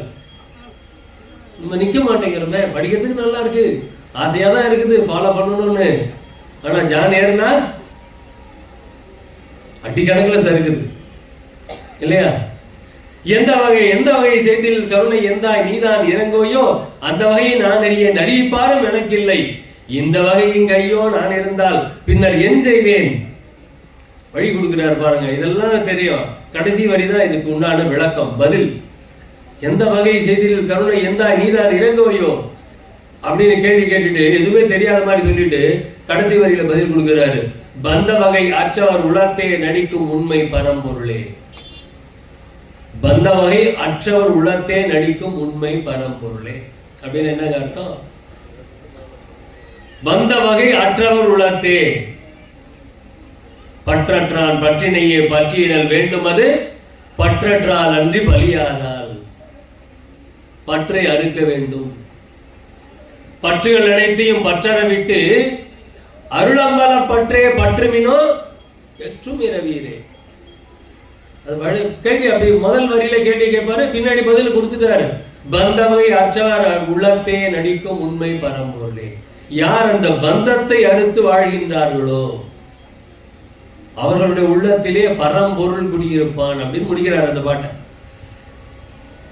பந்தவை அற்றவர் உள்ளத்தே நடிக்கும் உண்மை பரம்பொருளே. ஆனா நம்மளை எப்படி வாழ்ந்து நிற்கிறோம்? இருளையே ஒளி என மதித்திருந்தேன், இச்சையே பெரு இச்சை என்று அலைந்தேன், தூங்குகின்றதே சுகமென அறிந்தேன், சோரதே பெரும் பேர் என்று உணர்ந்தேன், ஏங்குகின்றதே தொழில் என பிடித்தேன். நம்ம இப்படிதான் வாழ்ந்துட்டு இருக்கிறோம் இல்லையா? ஏறுகின்றோம் என மதித்தே இறங்குகின்ற கடையே. இப்ப நான் அப்படியே ரொம்ப பெரிய நிலைக்கு ஏற்றதான் நினைச்சிட்டு இருக்கு. ஆனா எங்க இருக்கிறேன்? 3 படி ஏறி இப்ப வந்திருக்கிறேன், அவ்வளவுதான். 1 மணிக்கு என்னை இறக்கிடுவாங்க, உண்டா இல்லையா? அவங்க அந்த படியில இருந்து அவங்க இறக்குவாங்க, அதுக்கும் கீழே 4 படி இறங்கி நான் போயிடுவேன், அவ்வளவுதான். நம்ம வாழ்க்கையில அப்படிதான் வச்சிட்டு இருக்கிறோம். தூங்குகின்றதே சுகமென அறிந்தேன், சோரதே பெரும் பேரென உணர்ந்தேன், இயங்குகின்றதே தொழில் என பிடித்தேன். வள்ளலார் மிஷன் மாதிரி நம்ம சங்கத்தை எப்படியா ஆக்குறது? ஏக்கம். இயங்குகின்றதே தொழில் என பிடித்தேன் இல்லையா? அவங்க அவ்வளவு பேர் சேர்ந்து உழைக்கிறாங்க, அது வளர்ந்துக்கிட்டே வருது. 4 பேர் வளர்க்குறாங்க, அது 400 பேர் ஆகுது. இங்க நான் மட்டும் வளரணும்னு நினைச்சுக்கிட்டு இருந்தேன்னா எங்க இருந்து வளருது அது இல்லையா? அது பொதுநலம். தெரிந்த பெரியருக்கு அருள் புரிதல் சிறப்பு என்று உரைத்த தெய்வமறை, தெரிந்த பெரியருக்கு அருள் புரிவது சிறப்பு என்று அழைத்த தெய்வமறை, திரிந்த சிறியருக்கு அருள் புரிதல் சிறப்பில் சிறப்பு என்று உரைத்தனவே. நல்ல தமம் பண்ணி நல்ல சன்மார்த்தத்தில் இருக்கிறவங்களுக்கு தான் அருள் புரியணும் அப்படின்னு தெரிந்த அந்த மறைகள் ஆகமங்கள் ஆரணங்கள் எல்லாம் சொல்லி வச்சுது. அதேலாம் என்ன சொல்லுது அப்படின்னா, திரிந்த சிறியருக்கு என்ன மாடி திரிந்த சிறியருக்கு அருள் புரிதல் சிறப்பில் சிறப்பு என்று தெரிந்தன. புரிந்த அம்மறையை புகன்றவனும் நீயே என்றால் புண்ணியனே. வள்ளல் பெருமான் யாருக்கெல்லாம் அருள் புரிவார் அப்படின்னா, யாரெல்லாம் டெய்லி காலையில் அகவல் படிக்கிறாங்களோ அவங்களுக்கு தான் அருள் புரிவார் அப்படின்னா விரல் விட்டு எண்ணிடலாம். யாரெல்லாம் இந்திரிய ஒழுக்கத்தை கடைபிடிக்கின்றார்களோ அவர்களைத்தான் வள்ளல்வர்மன் காப்பார் அப்படின்னா வள்ளலாருக்கு வேலையே இருக்காது. ஏன்னா இந்திரிய ஒழுக்கத்தின் கரண ஒழுக்கத்தையும் நம்ம படிச்சுட்டு தான் இருக்கிறோம், கடைபிடிக்கிறது இல்லை. என்ன சேர்த்து தான் சொல்லிட்டு இருக்கிறேன் இல்லையா? அப்ப இங்கே பிரிந்த சிறியர் கருள் புரிதல் சிறப்பில் சிறப்பென்று உரைத்தனையே, புரிந்த மறையை புகன்றவனும் நீயே என்றால் புண்ணியனே, விரிந்த மனத்து சிறியனுக்கு இறங்கி அருளல் வேண்டாமோ. இப்படிதாங்க விசாரம் பண்ணிக்கிட்டே இருக்கணும். இறைவனை நோக்கி அவர் பண்றாரு பாருங்க விசாரம். அந்த மனசை நம்ம அந்த கவலைக்கையில சொல்ல பிரிச்சு மேயறதும்பாங்க. வள்ளல் பெருமான் அவருடைய மனசை அப்படி பிரிச்சு மேய்ஞ்சி அப்படி ஒண்ணு இல்லாம ஆக்கிடுவார். மனமெனும் ஓர் பெய்குரங்கு மடைப்பயலே, அப்படியே ஒண்ணுன்னா சொல்லிட்டே வருவார். பன்முகம் சேர் மனமெனும் ஓர் பரியாச பயலே, விரிந்த மனமெனும் சிறிய விளையாட்டு பயலே, பாய்மனம் என்று உரைத்திடும் ஓர் பராய் முரட்டு பயலே. இதெல்லாத்தையும் சொல்லிவிட்டு உன்னை என்ன பண்ணுவேன், நான் ஓடி போயிருக்கிறார், என் கண்ணெதிர்க்கே நிற்காத, நின்னா சிவன் அருள் வாளால் உன்னை வெட்டுவன், வெட்டி சாச்சிருவேன், என்கிட்ட நிற்காதேங்கிறார். அந்த மனசுகிட்ட சொல்றாரு ஐயா, மனசுகிட்ட சொல்றாரு. நிறைய சொல்லுவார். அப்படி மயங்கு புத்தி என்னும் உலக வழக்காளி பயலே, இந்த புலன்கள் இந்திரியங்கள் கரணங்கள் மலங்கள் அப்படிலாம் சொன்ன ஒரு பாட்டு சொன்னோம் இல்லையா, அதை அப்படியே வருஷப்படுத்தி கொடுத்தார். மயங்கு புத்தி எனும் ஒரு பராய் முருட்டு பயலே, கலையறியா சித்தமெனும் கனமோச பயலே, அகங்காரம் என்னும் பொல்லா அடவாதி பயலே, மானினும் ஓர் ஜெகஜால சிறுக்கி இதுகள், மாயை எனும் பழுதிருட்டு சிறுக்கி. அப்படி அது எல்லாத்தையும் அதெல்லாம் பிரிச்சு பார்க்கணும். நம்ம அதெல்லாம் பார்க்கறதே கிடையாது. மாயைக்குள்ளாரே உட்காந்துருக்கும் போது கடலுக்குள்ளார இருக்கிற மீன் வந்து கேட்டுச்சான், தண்ணின்னா எப்படி இருக்கும் அப்படி, தண்ணின்னா எப்படி இருக்கும், எல்லாரும் தண்ணி தண்ணிங்கிறாங்களே அப்படின்னு. அதை தூக்கி கரையில் போட்டுச்சான் அவங்க அம்மா. அது துடின்னு துடிச்சு போச்சு. துடிச்சதுக்கப்புறம் கொண்டாந்து போட்டாங்க.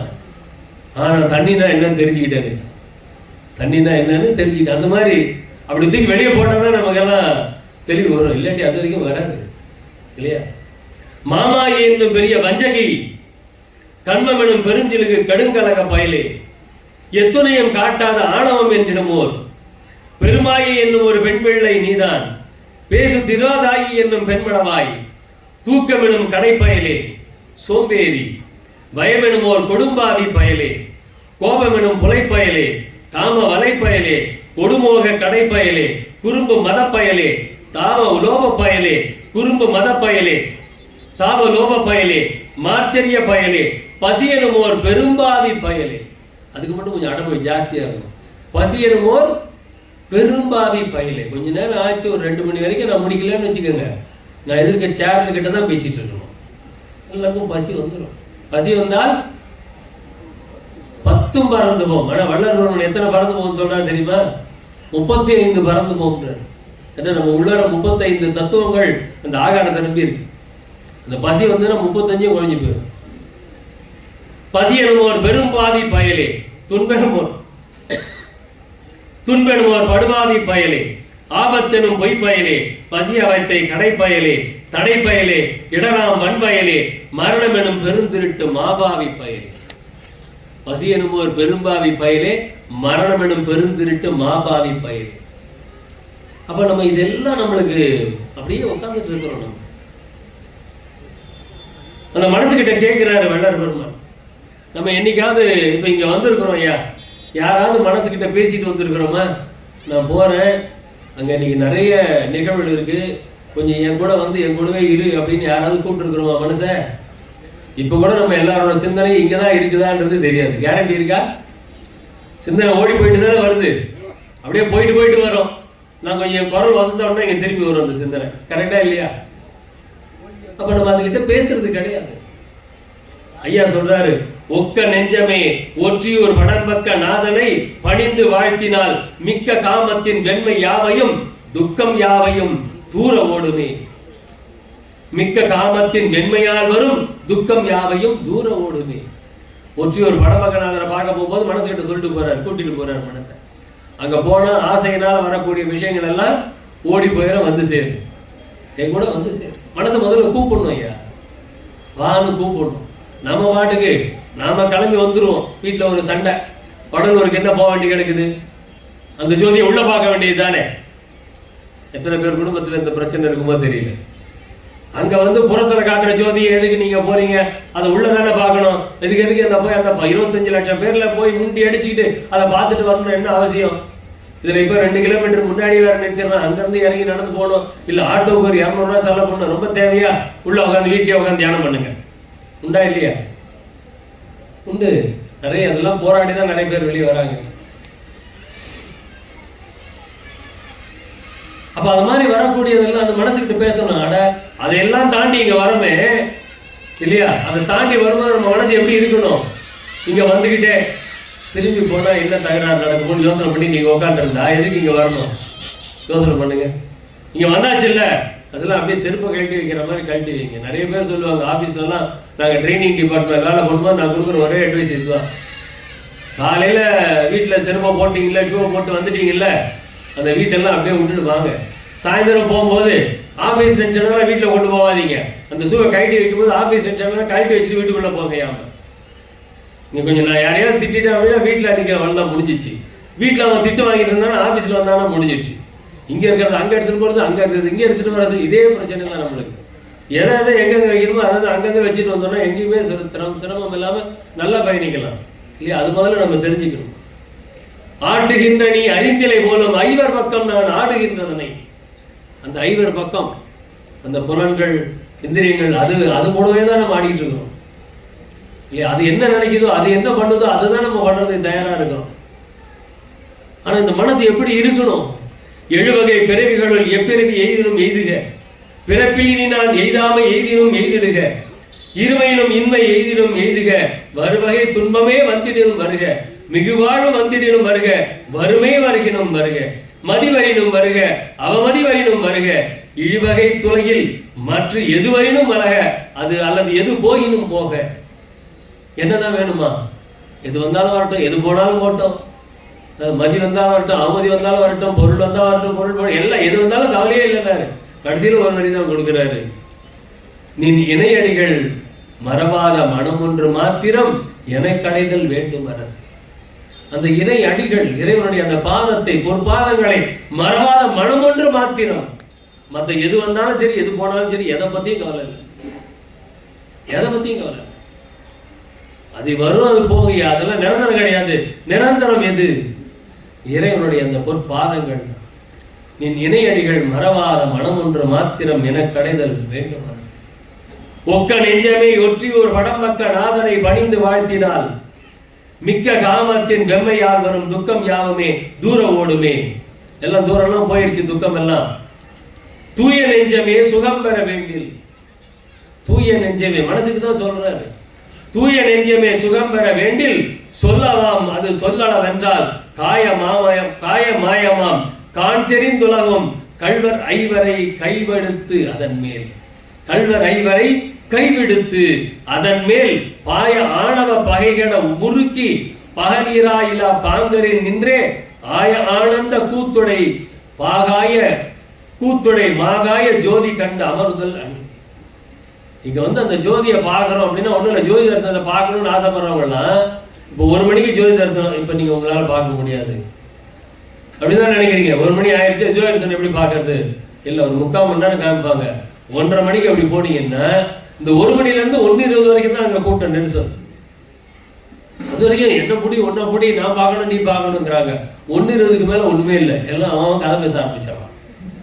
அப்படியே போனீங்கன்னா மெதுவாக பார்த்துட்டு வரலாம். காலையில் 6 மணிக்கு என்னுடைய அனுபவத்தை தான் சொல்கிறேன். 6 மணிக்கு வந்து நின்னா அப்படியே சும்மா அப்படி நசுக்கி வெளியே தள்ளிடுறாங்க. நம்ம நடக்கவே வேணாம். 6:30 மணி ஆச்சு, 6:40க்கு அங்கே போய் நின்னா நான் பாட்டுக்கு நின்றுக்கிட்டே இருக்கிறேன். நம்ம தள்ளுறதுக்கே ஆள் கிடையாது. 6:40லேருந்து 7 மணி வரைக்கும் தெரிய திருப்பி போடுற வரைக்கும் ஏகாந்தமாக பார்த்துட்டு இருந்தாங்க எல்லாம். அப்படிதான் நம்ம அப்படியே அவசர கோலத்தில் தான் ஓடிட்டு இருக்கிறோம் இல்லையா? நம்ம என்ன அப்படின்றத வந்து யோசிக்கிறதே கிடையாது. முடிச்சிடறேன் ஐயா, டென்ஷன் ஆக வேண்டாம்.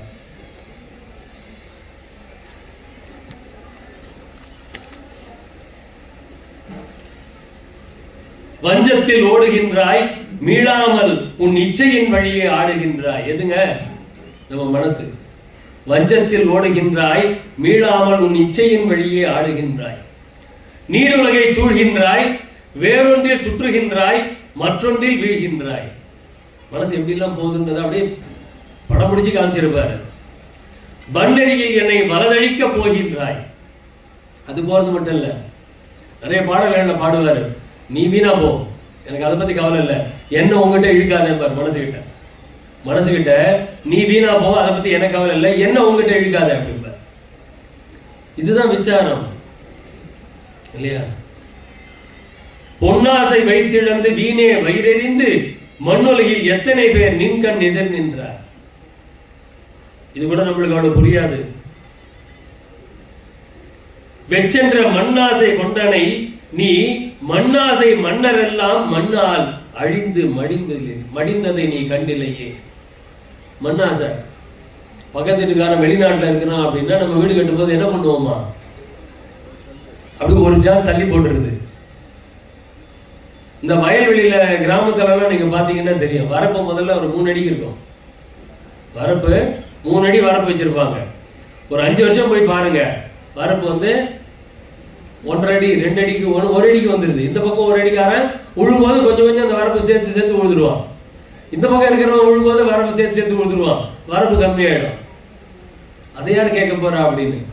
அவன் உழுதானேன் இவன் உழுதானேன் அவன் விழ வரப்பு சேர்ந்ததாயிடும்.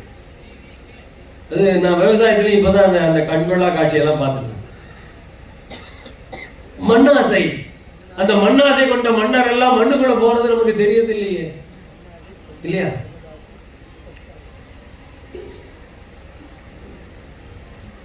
பொன்னாசை வைத்திழந்து வீணே வயிறெறிந்து மண்ணுலகில் எத்தனை பேர் நின்கண் எதிர் நின்றார்.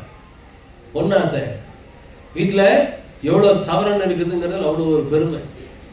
என் பிள்ளைக்கு நான் 100 பவுன் சவரன் போட்டேன், 100 சவரன் நகை போட்டேன். அந்த பொண்ணு எப்படியா இருக்குது அப்படின்னா, என்னங்க பண்றது, 100 சவரன் போட்டு தான் கொடுத்தேன், ஆனாலும் சுகமா இல்லாம. ஏன்னா அது சுகத்தை கொடுக்குது, அது சுகத்தை கொடுக்காது. இவன் நல்ல மனுஷனை பார்த்து கட்டி கொடுத்துருக்கணும். இவன் பணம் எதிர்பார்க்கிற மனுஷனை பார்த்து இவன் பணக்காரன்றதை காமிக்கிறதுக்காக கட்டி கொடுத்துட்டு அதுக்கப்புறமா வயிறு எரிஞ்சிட்டு உட்காந்துருப்பான். இவ்வளவு பண்ணி கொடுத்தோம் ஒண்ணுமே ஆலியே, நல்லா இல்லையே என் பொண்ணு வாழ்ந்த. அதுதான் கொடுக்குறாரு. பொன்னாசை வைத்திழந்து வீணே வயிறெறிந்து மண்ணுலகில் எத்தனை பேர் நின்கண் எதிர் நின்றார். இந்நிலத்தில் நீர்மயக்கம் பொன்னொன் நிலையாய் உலகியெல்லாம் வீண்மயக்கம் என்றதனை விட்டிலையே. உலகியெல்லாம் வீண்மயக்கம் என்றதனை விட்டிலே. அகவல்ல கூட சொல்லுவார், உலகியல் சிறிதும் உளம்பிடியா வகை அழகியல் பேரலாம். உலகியல் சிறிதும் உளம்பிடியா வகை. ஆனா நமக்கு இந்த உலகில் தான் அவ்வளவு பிடிச்சிருக்கு. நீ இளமை மெய்யென்றாய். இந்த 5 திருமுறைகள்னு புத்தகம் விற்குது. நம்ம எல்லாரும் நிறைய பேர் வந்து எல்லாருக்கும் அட்வைஸ் பண்றது 6ஆம் திருமுறை மாத்திரம்தான். நான் முதல் அட்வைஸ் வந்து 5 திருமுறைகளை படிங்க, அப்புறமா 6ஆம் திருமுறைக்கு போகலாம். அந்த 5 திருமுறைகள்ல 2வது ஒரு நெஞ்சறிவுறுத்தல் அப்படிங்கிறது முதல் திருமுறையில இருக்கு. அந்த நெஞ்சறிவுறுத்தல்ங்கிற தலைப்பை படிச்சு பார்த்தோம் அப்படின்னா சன்மாரி ஆவதற்கு உண்டான அத்தனை வழிமுறைகளும் அதிலே சொல்லப்பட்டிருக்கின்றன. நீ இளமை மெய்யென்றாய், நினை பெற்ற தாய் இளமை எத்தனை நாள் தங்கியது என்கிறார். இளமை மெய்யென்றாய், நினை பெற்ற தாய் இளமை எத்தனை. நம்மளுடைய அம்மா என்ன ஆறாங்கன்னு பாக்குறோமா இல்லையா?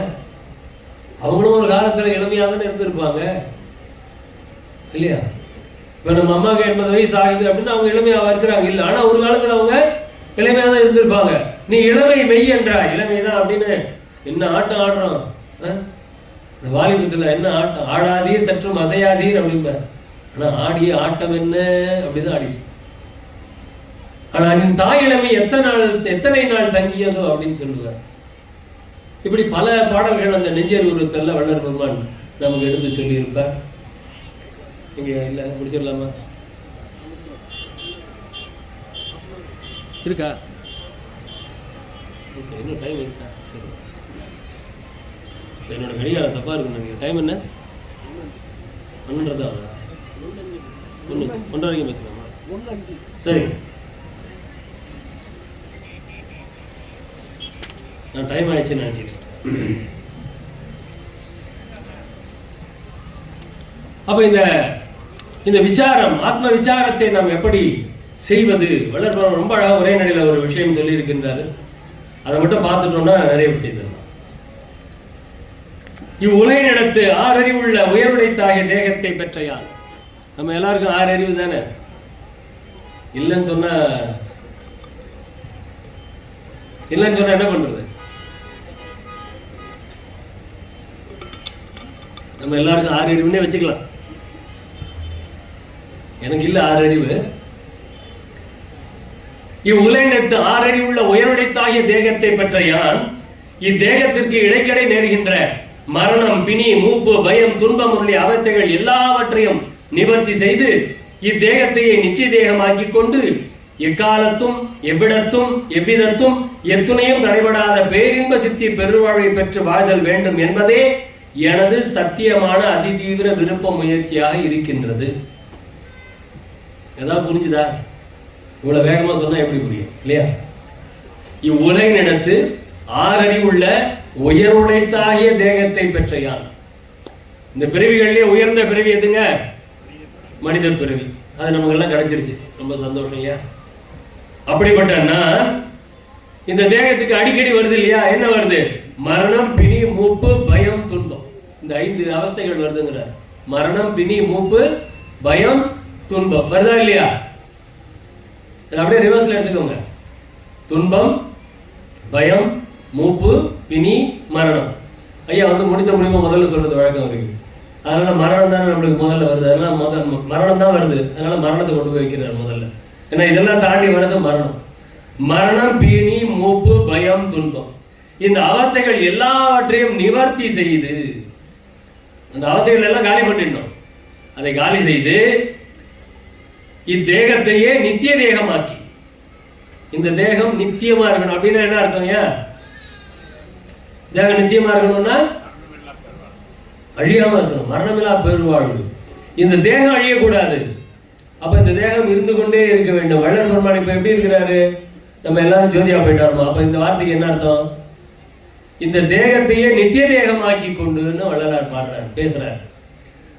இந்த தேகத்தையே நித்திய தேகமாக்கி கொண்டு எக்காலத்தும் எவ்விடத்தும் எவ்விதத்தும் எத்துணையும் தடைபடாத பேரின்ப சித்தி பெருவாழ்வை பெற்று வாழ்தல் வேண்டும் என்பதே எனது சத்தியமான அதிதீவிர விருப்ப முயற்சியாக இருக்கின்றது. நம்மளுக்கு அப்படி இருக்கா? நம்மளுடைய விருப்ப முயற்சியில என்ன? நம்மளுடைய விருப்பம் என்ன? நல்ல சொந்த வீடு இருக்கணும். என்ன? உண்ண உணவு, உடுக்க உடை, இருக்க இடம். அதுதான் நம்மளுடைய அத்தியாவசியம். அந்த அத்தியாவசியங்களே இப்ப ஆடம்பரம் ஆயிடுச்சு, அது வேற விஷயம். அப்ப பெரிய வீடு வேணும். என்ன வீடு? பெரிய வீடு வேணும். ஆடம்பரமா எல்லாமே இருக்கணும். வீட்டுல வந்து ஃப்ரிட்ஜ் இருக்கணும், 2 டிவி குறைஞ்சது இருக்கணும், 2 ரூம் இருக்கும், ஹால் இருக்கும், பெட்ரூம் இருக்கும், 2 டிவி. இப்போ வந்து 3 டிவி ஆயிடுச்சு. இந்த பிள்ளைங்களுக்கு தனி ரூம். பூஜை ரூம் தான் நம்ம வச்சு கட்டுறது இல்லை. கரெக்டுங்களா? வீட்டில் இப்பெல்லாம் பூஜை ரூம் வச்சு யாரெல்லாம் வீடு கட்டியிருக்கீங்க? எவ்வளோ கம்மியாக இருப்பாங்க. மற்ற வீட்டிலலாம் பூஜை ரூம் வைக்கிறது இல்லை. பூஜை ரூம் என்ன ஆச்சு? செல்ஃப் ஆயிடுச்சு. பூஜை ரூம்லாம் இப்போ அதுவும் கிச்சனுக்குள்ளார அடுப்படியில். நம்ம எப்பயுமே அங்கே இருப்போமா? இருக்க மாட்டோம். நம்ம எப்பயுமே எங்கே இல்லையோ அந்த இடத்துல கொண்டு போய் பூஜை ரூம் வச்சாச்சு. அவர் பாவம் அந்த காரத்தோட நெடி, புகை, எண்ணெய் எல்லாத்துலேயும் அந்த கடவுள் அங்கே கஷ்டப்பட்டு இருப்பார். நாம பெட்ரூம்ல ஏசி போட்டு சுகமா இருப்போம். அவர் அங்கே பூஜை ரூம் சமையல் அறையில் வச்சிருந்தது இல்லையா? அந்த மாதிரி தான் நம்மளுடைய வாழ்க்கையெல்லாம் இருந்துகிட்டு இருக்குது. அப்ப நம்மளுடைய விருப்ப முயற்சி எப்படி இருக்கு அப்படின்னா, நம்ம ஆடம்பரமா சுகமா வாழணும்னு தான் இருக்கு. ஆனா வள்ளல் பெருமான் என்ன பண்ணாரு? ஆடம்பரமா சுகமா வாழணும்னு சொல்ல, இந்த தேகத்தை நித்திய தேகமாக்கி கொண்டு. இந்த தேகம் அழியக்கூடாது. கஷ்டப்பட்டு மனித தேகம் 6 அறிவுள்ள உயர்விடத்தாக தேகம் கிடைச்சிருக்குது ஐயா. இதை விட்டுட்டா எவ்வளவு பெரிய முட்டாள்தனம் அது. அதை விடாதீங்க. இந்த தேகத்தை நித்திய தேகமாக்கி கொண்டு எக்காலத்தும் எவ்விடத்தும் எவ்விதத்தும் எத்துணையும் தடைபடாத பேரின்ப சித்தி பெருவாழ்வை பெற்று வாழ்தல் வேண்டும் என்பதே எனது சத்தியமான அதிதீவிர விருப்ப முயற்சியாக இருக்கின்றது. சரிங்க, ஆசையெல்லாம் நல்லாதான் இருக்குது. ஆசையெல்லாம் நல்லாதான் இருக்குது. அது ஐயாவே சொல்றாரு. எனது விருப்ப முயற்சி இங்கனமாக அவத்தைகள் எல்லாவற்றையும் நீக்கி தேகத்தை நித்திய தேகமாக்கி எக்காலத்தும் அழியாத பேரின்ப பெருவாழ்வு பெற்று வாழ்தல் எதனால் பெறுதல் கூடும் என்று அறிய தொடங்கிய தருணத்து. எல்லாம் ஆசையெல்லாம் நல்லா இருக்கு. அது எதனால கிடைக்கையா? எதனால் பெறுதல் கூடும் என்று அறிய தொடங்கிய தருணத்து வேறு எந்த வழியாலும் பெறுதல் கூடாது, எல்லாம் உடைய கடவுளது திருவருள் சுதந்திரம் ஒன்றாலே பெறுதல் கூடும் என்று இறைவனுடைய அருளால் அறிவிக்க அறிந்து கொண்டேன். வேற எதனாலையாவது அதை கொடுக்க முடியுமா? இந்த நித்திய தேகம், இந்த தேகத்தை அழியாம யாராலையா பார்த்துக்க முடியும்? பல மருத்துவர்களை கொண்ட மருத்துவமனையை ஒருத்தர் கட்டுறாரு. எல்லா ஸ்பெஷலிஸ்டும் அதில் தான் இருக்கிறாங்க. ஆனால் கொஞ்ச நாள் அவரோட போட்டோ அந்த மருத்துவமனையில் மாட்டி வச்சுக்கிட்டாங்க. அந்த மருத்துவமனையை கட்டினவர் இருந்து தான் போயிட்டார்.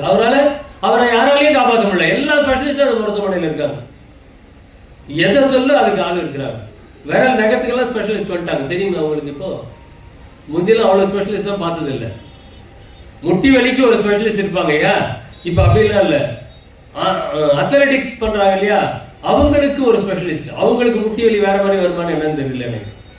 அவங்களுக்கு ஒரு ஸ்பெஷலிஸ்ட். அது மாதிரி போன் ஸ்பெஷலிஸ்ட்னு ஒருத்தவங்க இருந்தாங்க. இப்போ அந்த போனே மாற்றி மாற்றி பண்ணுறாங்க. முதுகெலும்புக்கு ஒரு ஸ்பெஷலிஸ்ட், விலாலுக்கு ஒரு ஸ்பெஷலிஸ்ட் வராங்க. ஆனால் அத்தனை ஸ்பெஷலிஸ்டும் அந்த மருத்துவமனையில் இருக்கிறாங்க. ஆனால் அந்த மருத்துவமனையை உண்டாக்கியவர், அத்தனை பேருக்கு வேலை கொடுத்தவர் செத்து போயிட்டார். எனக்கு ஆசை இருக்குது ஐயா. இது எதனால் பெறுதல் கூடும் என்று அறிய தொடங்கிய தருணத்து கடவுள் திருவருளால் பெறக்கூடுமே என்று வேறு எதனாலையும் பெறக்கூடாது அப்படிங்கிற அறிவு வந்துச்சுங்க இல்லையா? எந்த வழியாலும் வேறு எந்த வழியாலும் பெறுதல் கூடாது, எல்லாமுடைய கடவுளது திருவருள் சுதந்திரம் ஒன்றாலே பெறுதல் கூடும் என்று தேவரீர் திருவருளால் அறிவிக்க உள்ளபடி அறிந்தேன். சரி, தெரிஞ்சுக்கிட்டாச்சு. ஆண்டவனுடைய அருள் தான் இதெல்லாம் செய்யும், தெரிஞ்சுக்கிட்டாச்சு. பின்னர் திருவருள் சுதந்திரம் நமக்கு எந்த வழியில் கிடைக்கும் என்று அறிய தொடங்கியது. திருவருளுக்கு எப்போ கிடைக்கும்? ஆண்டவருடைய அருள் எப்போ கிடைக்கும்? சோறு போட்டா கிடைச்சிருமா? நம்ம அதெல்லாம் சொல்லி கொடுத்துருந்தா இருக்கிறோம். சோறு போடியா அவனுக்கு நீ நல்லா இருப்பேன்னு சொல்லி கொடுத்துருந்தா இருக்கிறோம். அகல் படியா நல்லா இருப்பேன்னு சொல்லி கொடுத்துட்டு இருக்கிறோம். காலையில் எந்திரிச்சு தியானம் பண்ணு நல்லா இருப்பேன்னு சொல்லி கொடுத்துட்டு இருக்கிறோம். ஆனால் இதெல்லாம் ஆண்டவருடைய அருள் கிடைக்குமா? பின்னர் திருவருள் சுதந்திரம் நமக்கு எந்த வழியால் கிடைக்கும் என்று அறிய தொடங்கிய தருணத்து எனது யான் என்னும் தேக சுதந்திரம், போக சுதந்திரம், ஜீவ சுதந்திரம் என்னும் மூவகை சுதந்திரங்களும் நீங்கிய விடத்தே கிடைக்கும் என்று தேவரீர் திருவருளால் அறிவிக்கவும் அறிந்து கொண்டேன். அப்ப இதெல்லாம் எப்ப கிடைக்கும் அப்படின்னா, தேக சுதந்திரம், ஜீவ சுதந்திரம், போக சுதந்திரம், இந்த மூணு சுதந்திரமும் நீங்க வேண்டும். யான் எனது என்று கொண்டதோ ஆணவம். நான் யார் தெரியுமா? என்னை யாருன்னு நினைச்சிட்டு இருக்கிறீங்க? அப்படியே ஒரு காரில் வரும்போது போலீஸ்கார் நம்மளை அப்படி நிறுத்திட்டாருன்னு வச்சுக்கீங்களேன், உடனே அப்படி ஜிப்புன்னு ஏறுது. இந்த யாருன்னு நினைச்சிட்டு நீ காரம் அடிக்கிற? அவர் ஒன்றும் இல்லை, அவர் நிறுத்திட்டு டயரில் காற்று இல்லைன்னு சொல்லியிருப்பார், அவ்வளோதான், வேற ஒன்றும் இல்லை. அவர் நிறுத்துற உடனே நமக்கு ஏறிடுது, ஜிப்புன்னு ஏறிடுது. யாரே அவன் நம்மளை வந்து மறிக்கிறான்? யான் எனது என்று கொண்டதோ சுதந்திரமான, அதுதான் துன்ப இன்ப விளைவுக்கு ஆதாரமாய். இன்னொரு இடத்துல அது சொல்லுவார். அதையும் நான் சொல்லிட்டு தான் நிறைய செய்ய போறேன். அப்ப இந்த தேக சுதந்திரம், போக சுதந்திரம், ஜீவ சுதந்திரம், இது மூன்றும் நீங்கிய விடத்தே இறைவனுடைய அருள் கிடைக்கும். சரியா? இது மூணு எப்ப நீங்கும்? அப்படி படிப்படியா கொண்டு வருவாரு. ஆகலில் எனது சுதந்திரமாக கொண்டிருந்த தேக சுதந்திரத்தையும், போக சுதந்திரத்தையும், ஜீவ சுதந்திரத்தையும் தேவரீர் திருவருட்கே சர்வ சுதந்திரமாக கொடுத்து விட்டேன். கொடுத்த தருணத்தை, கொடுத்ததுக்கு என்ன சாட்சி? என்னுடைய எல்லாத்தையும் கொடுத்துட்டேன். உடல் பொருள் ஆவியை ஓப்படல் அளித்தேன். பாட்டு டெய்லி பாடிட்டு இருக்கிறேன். ஆனால் எங்கே கொடுக்குறேன்? எதையும் கொடுக்கறது கிடையாது. அப்ப கொடுக்கறதுல என்ன பொருள்? கொடுத்த தருணத்தே இத்தேகமும் ஜீவனும் போக பொருள்களும் சர்வ சுதந்திரராகிய கடவுள் பெருங்கருணையால் கொடுக்கப்பெற்றன அன்றி நமது சுதந்திரத்தால் பெற்றன அல்ல. நான் சம்பாதிச்சேன் அப்படின்னு நினைச்சாலே முடிஞ்சிருச்சு. நான் நல்ல சொற்பொழி பண்ணினேன்ட்டு ஏந்து நான் வெளியே போனேன் அப்படின்னா முடிஞ்சு கதை. நான் பாடினேன், நான் அருள் அடைந்தேன் அப்படின்னா போயிடுச்சு. அப்ப இதெல்லாம் என்னுடைய சுதந்திரத்தினால கிடைக்கல, கடவுள் ஏதோ பார்த்து பிச்சை போடுறேன் அப்படின்ற எண்ணம் இருக்கணுமா? அது இருந்தாதான் இது கொடுத்ததா அர்த்தம். கொடுத்த தருணத்தை தேகமும் ஜீவனும் போக பொருள்களும் சர்வ சுதந்திரராகிய கடவுள் பெருங்கருணையால் கொடுக்க பெற்றன அன்றி நமது சுதந்திரத்தால் பெற்றன அல்ல என்னும் உண்மையை அருளால் அறிவிக்கவும் அறிந்து கொண்டேன். இனி இத்தேகத்தை நடத்தும் சத்தியம் என்ன சொல்றாரு ஐயா? சங்கல்பம் செய்யணும், சத்தியம் பண்ணணும். இன்னைக்கு எல்லாரும் அப்படியே ஞானசபை ஜோதி தரிசனம் பார்த்து சத்தியம் பண்ணிட்டு போகணும். இனி இத்தேகத்தை நடத்தும் ஜீவன் நடத்தும் போக பொருள்கள் நடத்தும் தேவரி திருவருள் சாட்சியாக எனக்கு எவ்விதத்தும் யாதோர் சுதந்திர தோற்றமும் தோன்ற மாட்டாது. இதெல்லாம் என்னோடதுங்கிற நினைப்பே இனிமே எனக்கு வராது. நீ கொடுத்த தேகம் நான் பக்குவமா பார்த்து உங்ககிட்ட ஒப்படைக்கணும், அவ்வளவுதான். நீ கொடுத்த பொருள் அதை நான் எதுக்கு செலவு பண்ணணுமோ அதுக்கு தான் செலவு பண்ணணும். உன்னால் உருவாக்கப்பட்ட இந்த ஜீவன் அதை நான் எப்படி பாதுகாத்து கொள்ள வேண்டுமோ அப்படி. யாராவது நம்மள்ட்ட ஒரு பொருள் கொடுத்து பத்திரமா வச்சுக்கோ, நான் அப்புறம் வந்து வாங்கிக்கிறேன்னு என்ன பண்ணணும்? அந்த பொருளை நம்ம பாட்டுக்கு பயன்படுத்திக்கலாமா? நம்ம இஷ்டத்துக்கு பயன்படுத்தலாமா? கூடாது. டைம் எக்ஸ்டெண்ட் ஆகிட்டே போகுது. பெருமான் கருணையே கருணை. இது உங்களுக்குலாம் வரமா சாபமான்னு எனக்கு தெரியல. 1:45 வரைக்கும் நான் பேச சொல்லி இருக்கிறாங்க. வரமா சாபமா? நன்றி, மிக நன்றி. இத்தேகத்தினிடத்தும் ஜீவனிடத்தும் போக பொருள்களிடத்தும் தேவரி திருவருள் சாட்சியாக எனக்கு எவ்விதத்தும் யாதோர் சுதந்திர தோற்றமும் தோற்ற மாட்டாது. தேவரி திருவருள் சுதந்திரத்தை என்னிடத்தை வைத்தருளி. எப்படி அங்கதான் டீல் பேசுறாரு வள்ளலார். இறைவன் டீல் பேசணுங்க. என்ன டீல் பேசணும்? நான் போய் மொட்டை அடிச்சுக்கிறேன் டீல் பேசக்கூடாது. 100 தேங்காய் உடைக்கிறேன் டீல் பேசக்கூடாது. இந்த காசிக்கு போயிட்டு வந்தா எதையாவது விடுவாங்க, ரொம்ப டீல் சூப்பர் டீல் போடுவாங்க. என்ன டீல் போடுவாங்க தெரியுங்களா? நான் வெண்டைக்காய் சாப்பிட்றத விட்டுருவேன். நீ வெண்டைக்காய் சாப்பிட்டா என்ன, சாப்பிடலன்னா என்ன, என்ன மாறப்போகுது? கடவுள்கிட்ட டீல் எதை பேசணும்? எல்லாரும் டீல் பேசுறாரு பாருங்க. தேவரீர் சுதந்திரத்தை திருவருள் சுதந்திரத்தை என்னிடத்தை வைத்தொருளி மரணம் பிணி மூப்பு பயம் துன்பம் முதலிய அவத்தைகள் எதுவும் என்கிட்ட வராம பார்த்துக்கோ டீல் பேசுறாரு. அதெல்லாம் என்கிட்ட வராம பார்த்துக்கோ, நான் உங்ககிட்ட வரேன். இப்போ நான் வடலூருக்கு வரணும், ஜோதி தரிசனம் பார்க்கணும், வள்ளலாரை வணங்கணும் அப்படின்னா அதுக்கு பதில் அவர் எனக்கு என்ன கொடுக்கணும்? ஒரு நாளாவது நம்மளோட ஆயுளை அவர் விருத்தி பண்ணி கொடுக்கணுமா வேணாமா? உண்டா இல்லையா? இங்க வந்து இன்னைக்கு வந்தவங்களுக்கெல்லாம் அவங்களுடைய ஆயுட்காலம் எதுன்னு தீர்மானிச்சதோ அதுல இருந்து 1 வருடம் தள்ளி போயிடுச்சுன்னு வச்சுக்கோங்க. இங்க வந்திருக்கவங்களும் 1 வருஷம் ஆயுள் காலம் நீடித்து விட்டது. அப்போ வருஷம் வருஷம் வந்தா எக்ஸ்டெண்ட் ஆகிட்டே போவோம்யா. வள்ளலார் சொல்றார், திரும்ப திரும்ப வந்து தரிசிப்பீர்களானால் பெற வேண்டியது எல்லாம் பெற்றுக்கொள்ளலாம். அப்ப அடுத்த வருஷம் வரேன்னு சொல்லிட்டு போங்க வள்ளலார் கிட்ட. நான் அடுத்த தைப்பூசத்துக்கு வருவையா அப்படின்னு சொல்லிட்டு போங்க. அடுத்த தைப்பூசத்துக்கு நம்மளை வர வைப்பாரு இல்லையா? ஒவ்வொரு வருஷம் நம்ம ஆயுளை எக்ஸ்டெண்ட் பண்றதுக்கு தான் இங்க வந்துட்டு இருக்கிறோம். தைப்பூசத்துக்கு போய் அந்த நெருக்கத்துல போய் அந்த இடுக்கத்துல போய் சாமி கும்பிடணுமா அப்படின்னு கேட்கிறவங்களுக்குலாம் இதுதான் பதில். இந்த வெளியில பாக்குறதுக்கே இவ்வளவு கஷ்டப்பட வேண்டியிருக்கு. அப்போ உள்ள பார்க்கணும்னா எவ்வளவு கஷ்டப்படணும்? அதை உணரணும். இன்னைக்கு அதை உணர வேண்டும்.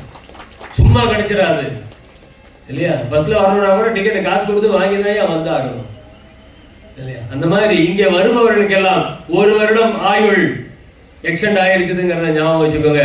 எல்லாரையும் வர வைங்க. இன்னும் 1 வருஷம் அதிகமா நீ வாழணுமா? வந்து சரி வடலூருக்கு வா. ஐயா சொல்றாரு, ஐயா வடலூர் வட திசைக்கே வந்தால் பெறலாம் நல்ல வரமே, வருவார் அழைத்து வாடி. இல்லையா? இங்க வாங்க, நல்ல வரம் அவர் கொடுக்கறதுக்கு காத்துட்டு இருக்கிறார். வள்ளலார் சொல்றார், இல்லாமை எனக்கு இல்லை எல்லாருக்கும் தருவேன் அப்படின்னாரு. வள்ளலார்ட்ட இல்லாததே இல்லையா? எதை வேணாலும் கேளுங்க அவர் கொடுப்பார்.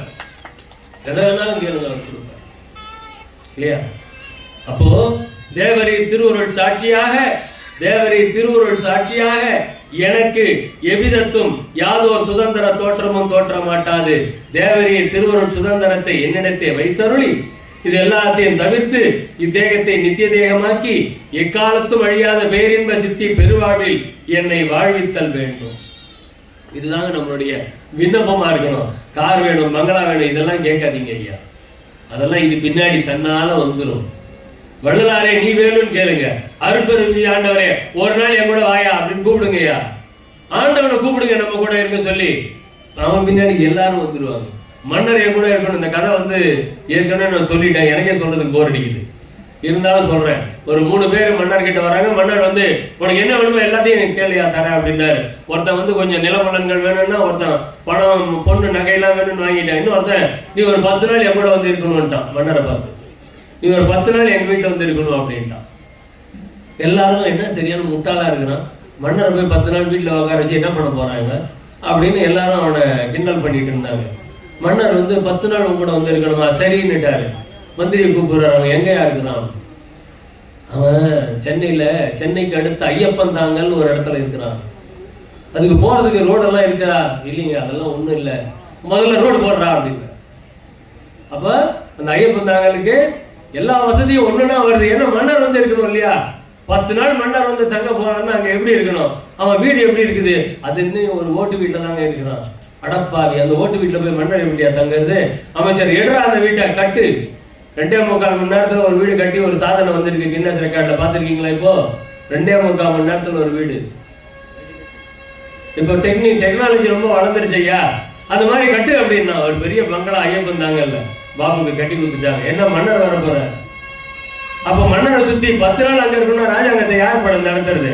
அப்ப சுத்தி இருக்கிற எல்லாத்தையும் காலி பண்ணு. அங்க அமைச்சர் எல்லாருக்கும் சின்ன சின்ன வீடு கட்டி விடு. அப்ப அந்த இடம் எப்படி ஆச்சு? இந்த பக்கம் அரண்மனை எப்படி இருக்கும், அந்த பக்கம் ஐயப்பன் தாங்கல் அப்படி ஆகி போச்சு. அப்ப மன்னர் அங்க வந்தாருன்னா எப்படி இருக்கும்? அப்ப நம்ம யாரை கூப்பிடணும்? நம்ம கூட நம்ம பொருள் வேணும், அதெல்லாம் வேணாம், அதெல்லாம் கேட்க வேணாம். வள்ளலாரே நீ என் கூட வந்து ஒரு நாள் இருக்குன்னு கேட்டா போதும். ஒரு நாள் வந்து இருக்குன்னு கேட்டா போதும். என்ன வள்ளலார் கூட யார் வர்றாரு?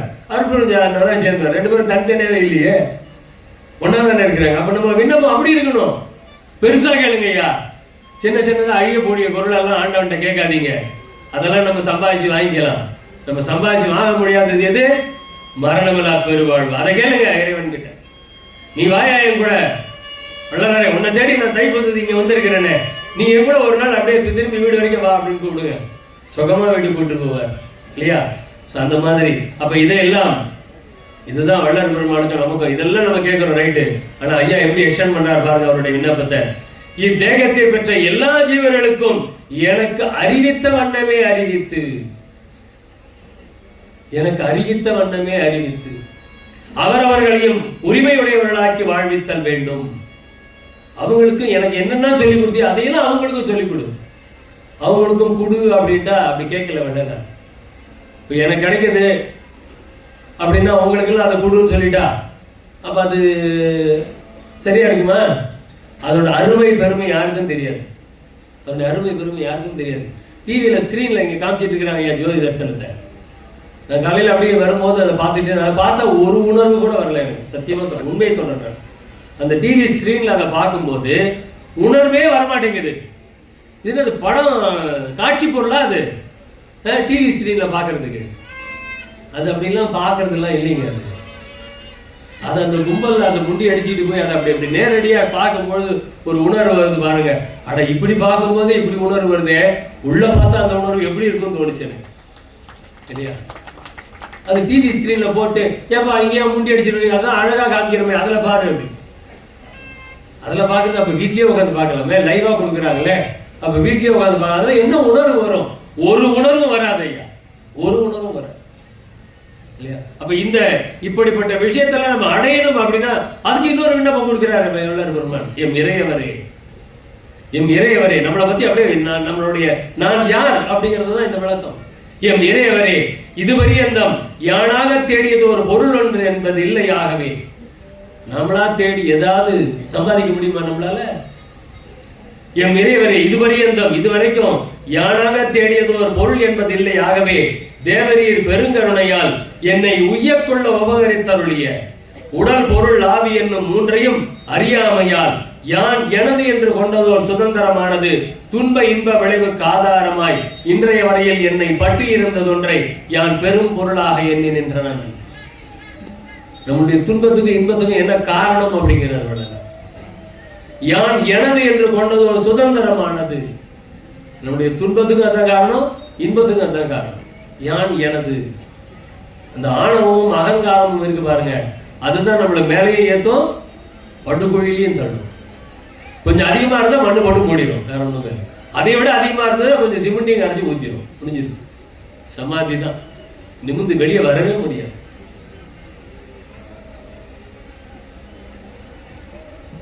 ஆதலால் அச்சமரச சன்மார்க்க சங்கத்து சாதுக்கள் சமூகத்தில் நிற்க பெற்ற விசேடத்தால் அத்தற்சுதந்திர பொருளை தேவரீர் திருவருட் சந்நிதி முன்னே அர்ப்பித்தனன். அந்த காசிக்கு போனா என்ன விட்டுட்டு வரணும் அப்படின்னா, அந்த யான் எனது அந்த ஆணவத்தையும் அகங்காரத்தையும் விட்டுட்டு வரையா அப்படின்னு வேண்டிட்டு போங்க. வெண்டைக்காயை விடுறேன் சுண்டைக்காயை விடுறேன்லாம் வேண்டாதீங்க ஐயா. சரியா? காசிக்கெல்லாம் போயிட்டு வாங்க, தப்பு ஒன்றும் கிடையாது. போயிட்டு என்ன விடணுமோ அதை பார்த்து விடுங்க. வெண்டைக்காய் விட்ட சுண்டைக்காய் விட்ட பாவக்காய் விட்டேன்னா விடாதீங்க. அதெல்லாம் நம்ம சாப்பிட்டாலும் ஒண்ணுதான், ஒன்றும் இல்லை.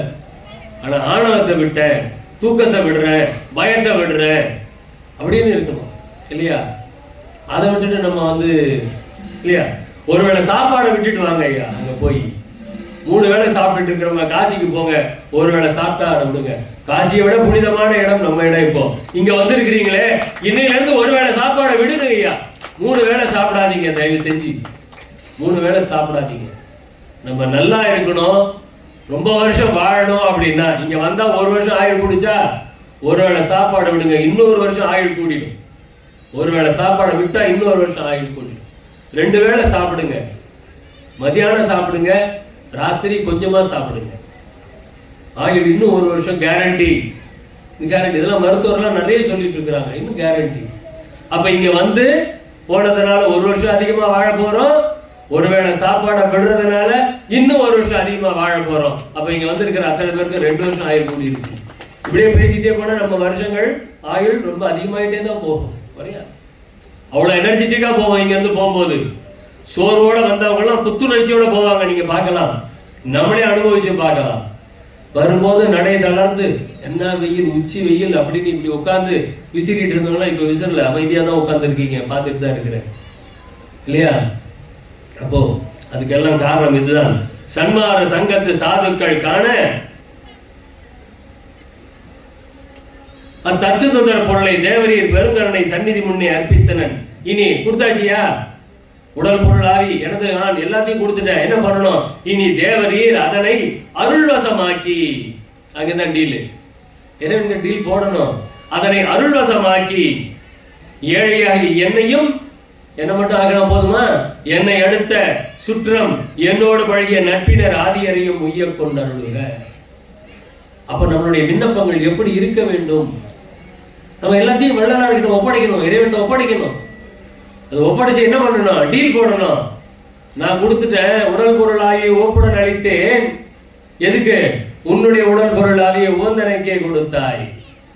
இறைவனுடைய உடல் பொருளாகிய வள்ளல் பெருமான் கிடைச்சிருச்சா? இவரோட அவர்கிட்ட கொடுத்துட்டு அவரோட பண்ண மாற்று முறை. டீல் பேசணும். ஆனா அந்த டீல் எப்படி இருக்கணுங்கிறத நம்ம தப்பு பண்ணிட்டோம். 100 தேங்காய் உடைக்கிறேன், தலைக்கு மொட்டை அடிக்கிறேன், தலைக்கு மொட்டை அடிச்சா மறுபடியும் வளர போகுது. ஏன் கையை வெட்டிக்கிறேன்னு வேண்டிக்கிறதால யாராவது கையை வெட்டிக்கிறேன் விரலை வெட்டிக்கிறேன்னு வேண்டியிருக்காங்களா? முடி வளர்ந்துருன்ற ஒரு நம்பிக்கை தானே இல்லையா? அதுக்காக நான் அதை குறை சொல்லலை, அது ஒரு விதமான பக்தி. ஆனா உண்மையிலேயே எதை நாம் விட வேண்டும் அதுதான். எனக்கு நீ கொடு, எனக்கு என் பையனுக்கு நல்ல உத்தியோகத்தை வாங்கி கொடு, நான் யார் மேலேயும் கோவப்படாம இருக்கேன், கோவத்தை விட்டுறேன்னு வேண்டிக்கணும் இல்லையா? நான் ஆசைப்படுறதை விட்டுறேன்னு வேண்டிக்கணும், நான் மற்றவங்களை பத்தி புறம் சொல்றதை விட்டுறேன்னு வேண்டிக்கணும் இல்லையா? இன்சொல் ஆடல், நான் பொய் சொல்றதை விட்டுறேன். ஏன் காசிக்கு போறவங்க பொய் சொல்றதை விட்டுறேன்னு வேண்டிக்க போறேன். ஒருத்தர் வேண்டிக்க சொல்லுங்க, என்ன சொன்னா கூட நான் வேண்டிக்க மாட்டேங்க. என்ன பொய் சொல்றோம்? உண்மையை பேசணும் இல்லையா? இந்த மேடையில் உட்காந்துக்கிட்டு நான் பொய்யே பேச மாட்டேன்னு சொன்னா அதுதான் பெரிய பொய்யா போயிடும் இல்லைங்களா? அப்போ இது மாதிரி தான் நம்மளுடைய விண்ணப்பங்கள், வேண்டுதல்கள், கடவுள்கிட்ட போடுற டீல் எல்லாம் அப்படிதான் இருக்கணும் இல்லையா? இந்த நெஞ்சறிவுறுத்தல் அப்படிங்கிற ஒரு தலைப்பை சொன்னேன் இல்லையா? அதுல இருந்து சில நான் கொஞ்சம் டைம் ஆயிடுச்சு, நான் அந்த புக்கை எடுக்காம விட்டுட்டேன்.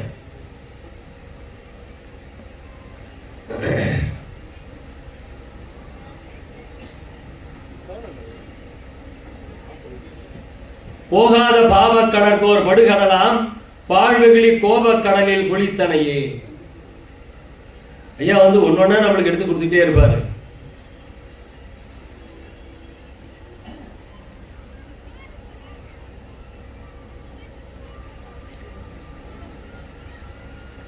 ஆயிடமை மெய் கொடுத்ததென்பாய், விருத்தர்கட்கு நின் போல்வார் கை கொடுத்து போவதனை கண்டிலையோ. கொஞ்சம் வயசானவங்க எப்படி நடந்து போறாங்க பார்த்துருக்கீங்க இல்லையா? எப்படி நடந்து போவாங்க? அப்படி தளர்வோட நடந்து போவாங்க. நம்ம பக்கத்துல போனா என்ன பண்ணுவோம்? நமக்கு தான் கருணை நிறைய இருக்கு, அவங்கள கை பிடிச்சி கூட்டிட்டு போவோமா இல்லையா? ஆனால் அந்த நிலைமையை நமக்கும் வருங்கிற யோசனையோட பண்ணியிருக்கிறோமா? அதை என்னைக்காவது? அதுதானே நமக்கும், அவங்களுக்கானது நமக்கும் ஆகும் தானே, இல்லையா? அதெல்லாம் நம்ம யோசிக்கிறதே கிடையாது. பண்டிருந்த ஊரார் பிணத்தின் உடன் சென்று நாம் மீண்டும் நீராடல் சற்றும் நினைந்திலையே. யாரோ இறந்து போயிட்டாங்க, அவங்கள அடக்கம் பண்ணுறதுக்கு எடுத்துகிட்டு போகிறாங்க, நம்மளும் எல்லாம் கூட போயிட்டு வந்து குளிச்சுட்டு என்ன பண்ணுவோம்? நம்ம வேலையை பார்ப்போம். இதே மாதிரி தான் ஒவ்வொரு விஷயமும் போய்கிட்டே இருக்கு, இல்லையா? அதை சொல்றாரு, ஊரார் பிணத்தின் உடன் சென்று நாம் மீண்டு நீராடல் சற்றும் நினைந்திலையே. சீராக இன்றிருந்தார் நாளைக்கு இருப்பது பொய் என்று அறவோர் நன்றிருந்த வார்த்தையும் நீ நாடிலையே. இதெல்லாம் யாருக்கு சொல்றாரு நினைக்கிறீங்க? மனசை பார்த்து சொல்றார். நெஞ்சறி உறுத்தல் அப்படிங்கிற தலைப்பு. அந்த நெஞ்சுக்கு அறிவுறுத்துகின்றார். இதுதாங்க ஆன்ம விசாரம். அந்த ஆன்மாவுக்கு அறிவு கொடுக்கிறார், அறிவு சொல்றார். திருமூலர் சொல்வாராம், செத்த பிணத்தை சுற்றி சாகும் பிணங்கள் ஒப்பாரி வைக்கின்ற நம்பர். இன்று செத்த பிணத்தை சுற்றி நாளை சாக போகிற பிணங்கள் ஒப்பாரி வைக்கின்றன. ஐயா அதான் சொல்றாரு. சீராக இன்றிருந்தார் நாளைக்கு இருப்பது பொய் என்று, இன்றிருந்தவர் நாளை நின்றிலரே. ஐயா பாடுறாரு, வள்ளலார் பாடுறார். இன்று நின்றவர் நாளை நின்றிலரே. இந்த வருஷம் வந்த அத்தனை பேரும் அடுத்த வருஷம் கண்டிப்பா வருவீங்க. இதுதான் இந்த சன்மார்க்கத்தின் சிறப்பு. ஆனா இங்க வராதவங்களுக்கு அந்த கேரண்டி கொடுக்க முடியாது. ஆனா இங்க வந்தவங்களுக்கு அந்த கேரண்டி கொடுக்க முடியும். சீராக இன்றிருந்தார் நாளைக்கு இருப்பது பொய் என்று அறவோர் நன்றிருந்த வார்த்தையும் நீ நாடிலேயே. ஒன்றி உறங்குவது போலும் என்ற ஒன்குரலின் வாய்மை மறங்கருதி அந்தோ மறந்தாய். திருக்குறள் எவ்வளவு பேருக்கு ஞாபகம் இருக்குது? உறங்குவது போல் சாக்காடு, மீண்டு எழுவது போல் பிறப்பு. தூங்கி எழுதுகிற மாதிரி தான் பிறப்பு, இறப்பு பிறப்பு அப்படின்னா. நம்ம தூங்கும் போது தூங்குறோம், தூங்க போறோம்னு தெரியுது, தூங்கிக்கிட்டு இருக்கிறோம்னு தெரியுதா யாருக்காவது? தூங்க போறோம்னு தெரியுது, தூங்கினோம்னு தெரியுது, தூங்கிக்கிட்டு இருக்கிறோம்னு யாருக்கும் தெரியுது இல்லை, இல்லையா? அதுதான் இந்த வாழ்க்கை. அப்படிதான் நம்ம வாழ்ந்துட்டு இருக்கிறோம் தானே நினைச்சிட்டு இருக்கிறோம். நம்ம வாழ்ந்துட்டா இருக்கிறோம், கொஞ்சம் கொஞ்சமா, சத்தமா சொல்லுங்க, கொஞ்சம் கொஞ்சமா செத்துக்கிட்டு இருக்கிறோம். நம்ம வாழ்ந்துக்கிட்டு இல்லையா? வாழ்ந்துக்கிட்டு இருந்தா எனக்கு நரைச்ச முடி வந்திருக்குமா சொல்லுங்க? நான் வாழ்ந்துகிட்டு இருந்தேன்னா முடி நரைச்சி போயிருக்குமா?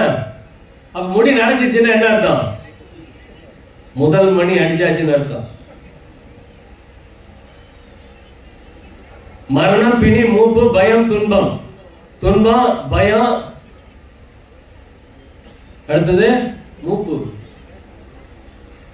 தலை நிறைக்கும், தோலெல்லாம் சுருங்க ஆரம்பிக்கும், அப்புறம் நடை தளரும். அதெல்லாம் மணி அடிக்குது, ஒரு மணி அடிக்கும். அப்ப நம்ம வாழ்ந்து கொண்டில்லை, நாம் மரணித்துக் கொண்டு இருக்கின்றோம். நெஞ்சர் உறுத்தல் அதை தான் எடுத்து சொல்லிட்டே இருப்பார், திரும்ப திரும்ப திரும்ப திரும்ப சொல்லுவார். தெருவில் இறந்தார் பிறந்தார் இறந்தார் என்னும் சொல் மறந்தாய் மறந்தாய் மறந்தாய். எவ்வளோ பேர் நம்ம ஊர்ல அவ்வளோ பேர் செத்து போயிட்டே இருக்காங்க. சன்மார்க்கத்தை சார்ந்தவர்கள் நிறைய மரணங்கள். 2009 ஒரு அன்பர் மரணிக்கிறார். எனக்கு அப்பதான் உரைக்குது. அது வரைக்கும் எனக்கு மரணம் பெருசா பயத்தை கொடுக்கல. 2009 என்னுடைய அனுபவம். 2009 ஒரு நல்ல நல்ல நிலையில இருக்கக்கூடிய ஒரு நண்பர் மரணம் அடைகிறார். நாங்க அவரெல்லாம் பார்த்து இவரை மாதிரி நம்ம வாழணும், இவர்கிட்ட இருந்து கத்துக்கணும்லாம் நினைச்சிட்டு இருக்கிறேன். ஆனால் அவர் இறந்து போகின்றார் 2009. அப்படியே எனக்கு தூக்கி வாரி போட்டுச்சு. அவரே செத்து போயிட்டாரா? அப்பெல்லாம் நம்மளுடைய நிலை என்ன அப்படின்னு தான் எனக்கு கொஞ்சம் வேகம் வர ஆரம்பிச்சது. அப்படியே ஒவ்வொரு சன்மார்க்கியனுடைய மரணமும் என்னை ஒருபடி மேலே ஏற்றும். அப்ப இனிமே நம்ம இன்னும் ஜாக்கிரதையா இருக்கணும் அப்படின்னு ஒவ்வொரு சன்மார்க்கியின் மரணம், அது மரண பயம் தவிர்த்தல் அப்படிங்கிறதெல்லாம் ரைட்டு. அது எப்போ இருக்கணும்? நம்ம அந்த வாழ்க்கை சன்மார்க்க வாழ்வியல் அப்படிங்கிறத வாழ்ந்தோம்னா மரண பயம் வராது. ஆனால் நம்ம அந்த வாழ்க்கை வாழலன்னா இருக்கும். அது ஒவ்வொரு சன்மார்க்கியின், அது நிறைய மூத்த சன்மார்க்கிகள். நம்ம ஓரநடிகள் இறந்த போது அப்படியே ஒரு பெரிய அதிர்ச்சி தான் அது. சன்மார்க்க உலகத்துக்கே ஒரு பெரிய அதிர்ச்சி. ஏன்னா அவர் அப்படி இருந்தாரே, அவரேவா, அவ்வளவு ஆய்வு செய்தாரே, அவரேவா. இல்லையா? அந்த மாதிரி பொள்ளாச்சி மகாலிங்கம் அவர் இறங்கும் போதெல்லாம் நான் சொற்பொழிவு பண்ண தொடங்கிய காலம் அதெல்லாம். அவ்வளவு தானம். வடலூர்னா சன்மார்க்கம்னா உடனே எடுத்து கொடுத்துருவார். அப்படிப்பட்டவர் எவ்வளவு ஏக்கர் கணக்கில் கொடுத்துருக்கிறாரு ஐயா, எவ்வளவு ஏக்கர் கணக்கில் நிலம் கொடுத்துருக்கிறாரு. அப்புறம் ஏன் அப்படியாச்சு? ஒரு பயம் வருது. அப்போ அதை தாண்டி என்னமோ இருக்கு, அதை தாண்டி என்னமோ இருக்கு, இதை தாண்டி என்னமோ இருக்கு அப்படின்னு அவருடைய வாழ்க்கையெல்லாம் பார்த்துட்டு அப்போ அதை தாண்டி சன்மார்க்கத்தில் வேற என்னமோ இருக்கு, எதையோ நம்ம கோட்டை விட்டுட்டு இருக்கிறோம் அப்படின்ற ஒரு பயம். அப்போ இன்னும் கொஞ்சம் ஜாக்கிரதை அதிகப்படுது. அஜாக்கிரதைய மரணத்திற்கு காரணம் ஐயா சொல்றாங்க. அப்ப இந்த விசாரம் இல்லை நம்ம கிட்ட, இந்த ஆத்ம விசாரம் கிடையாது, எதையுமே விசாரிக்கிறது கிடையாது, யோசிச்சு பார்க்கறது கிடையாது. சாப்பிட உட்காரும் பொழுது இந்த உணவு நம்மை வாழ்விக்குமா மரணிக்க வைக்குமா, அந்த சிந்தனையோட அந்த ஒரு கவலை சாதத்தை எடுத்து பார்க்கணும். அந்த மாதிரி செய்யறதே கிடையாது நம்ம, இல்லையா? அதுதான் இங்க இந்த நெஞ்சறிவுறுத்தல் அப்படித்தான் எடுத்து எல்லாத்தையும் எடுத்து சொல்லிட்டே இருக்கிறார். அந்த குரல் எல்லாம் எடுத்து கொடுக்கிறார். இறந்தோர் பறையோசை அண்டம் வடிகிறென்றொலிக்க மறையோசை அன்றைய மறந்தாய். அதெல்லாம் நம்ம என்னன்னு சொல்றது, அந்த மாதிரிதான் நம்ம வாழ்ந்துட்டு இருக்கிறோம் அப்படிங்கிறத நினைக்கும் போது தான் ரொம்ப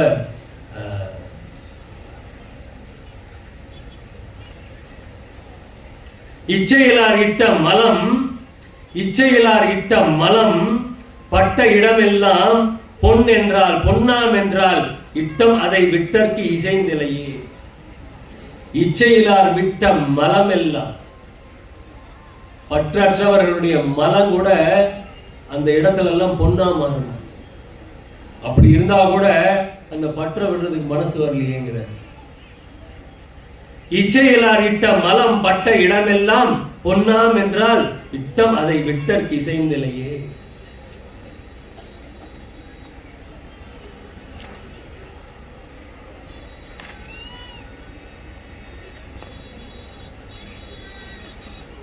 நாழிகை முன் நின்றார் இருந்தார் நிலைகுலைய வீழ்ந்து உயிர்தான் சென்றார் என கேட்டும் தேர்நிலையே. நம்மளுடைய நிறைய அந்த வீடியோஸ் எல்லாம் பார்த்துருப்பீங்க. அப்துல் கலாம் இறந்தது எல்லாருக்கும் தெரியும் இல்லையா? அது காணொலியிலேயே எல்லாரும் நம்ம பார்த்துருப்போம். பேசிட்டே இருக்கும்பொழுது அவர் இறந்து போறார். அவரு ஒரு மேடையில பேசிட்டே இருக்கிறார், இறந்து போறார். ஐயா சொல்றாரு பாருங்க, நாழிகை முன் நின்றார் இருந்தார் நிலைகுலைய வீழ்ந்து உயிர்தான் சென்றார் என கேட்டும் தேர்ந்திலையே. நிஜமாவே அப்துல் கலாமுடைய அந்த மரணம் எனக்கு ரொம்ப பாதிச்சுது. அவ்வளவு பெரிய அறிவாளி, சயின்டிஸ்ட், தெய்வ நம்பிக்கை உடையவர். ஆனால் அவருடைய மரணம் நமக்கு சாஸ்வதம் இல்லைங்க. அடுத்த நொடி என்ன நடக்கும் அப்படின்னு நமக்கு தெரியல. ஆனாலும் நம்ம எப்படி வாழ்ந்துட்டு இருக்கிறோம், என்னமோ நம்மளுக்கு கேரண்டி இன்னும் 100 வருஷம் இருக்கிற மாதிரி தான் வாழ்ந்துட்டு இருக்கிறோம் இல்லையா? அதை உணர்த்துவது தான் இந்த ஆத்ம விசாரம். விசாரம் பண்ணணும். நாம் யார், நம்முடைய நிலை எப்படிப்பட்டது, நம்ம என்ன பண்ண போறோம், எப்படி நம்மளுடைய வாழ்க்கையில தேர போறோம்.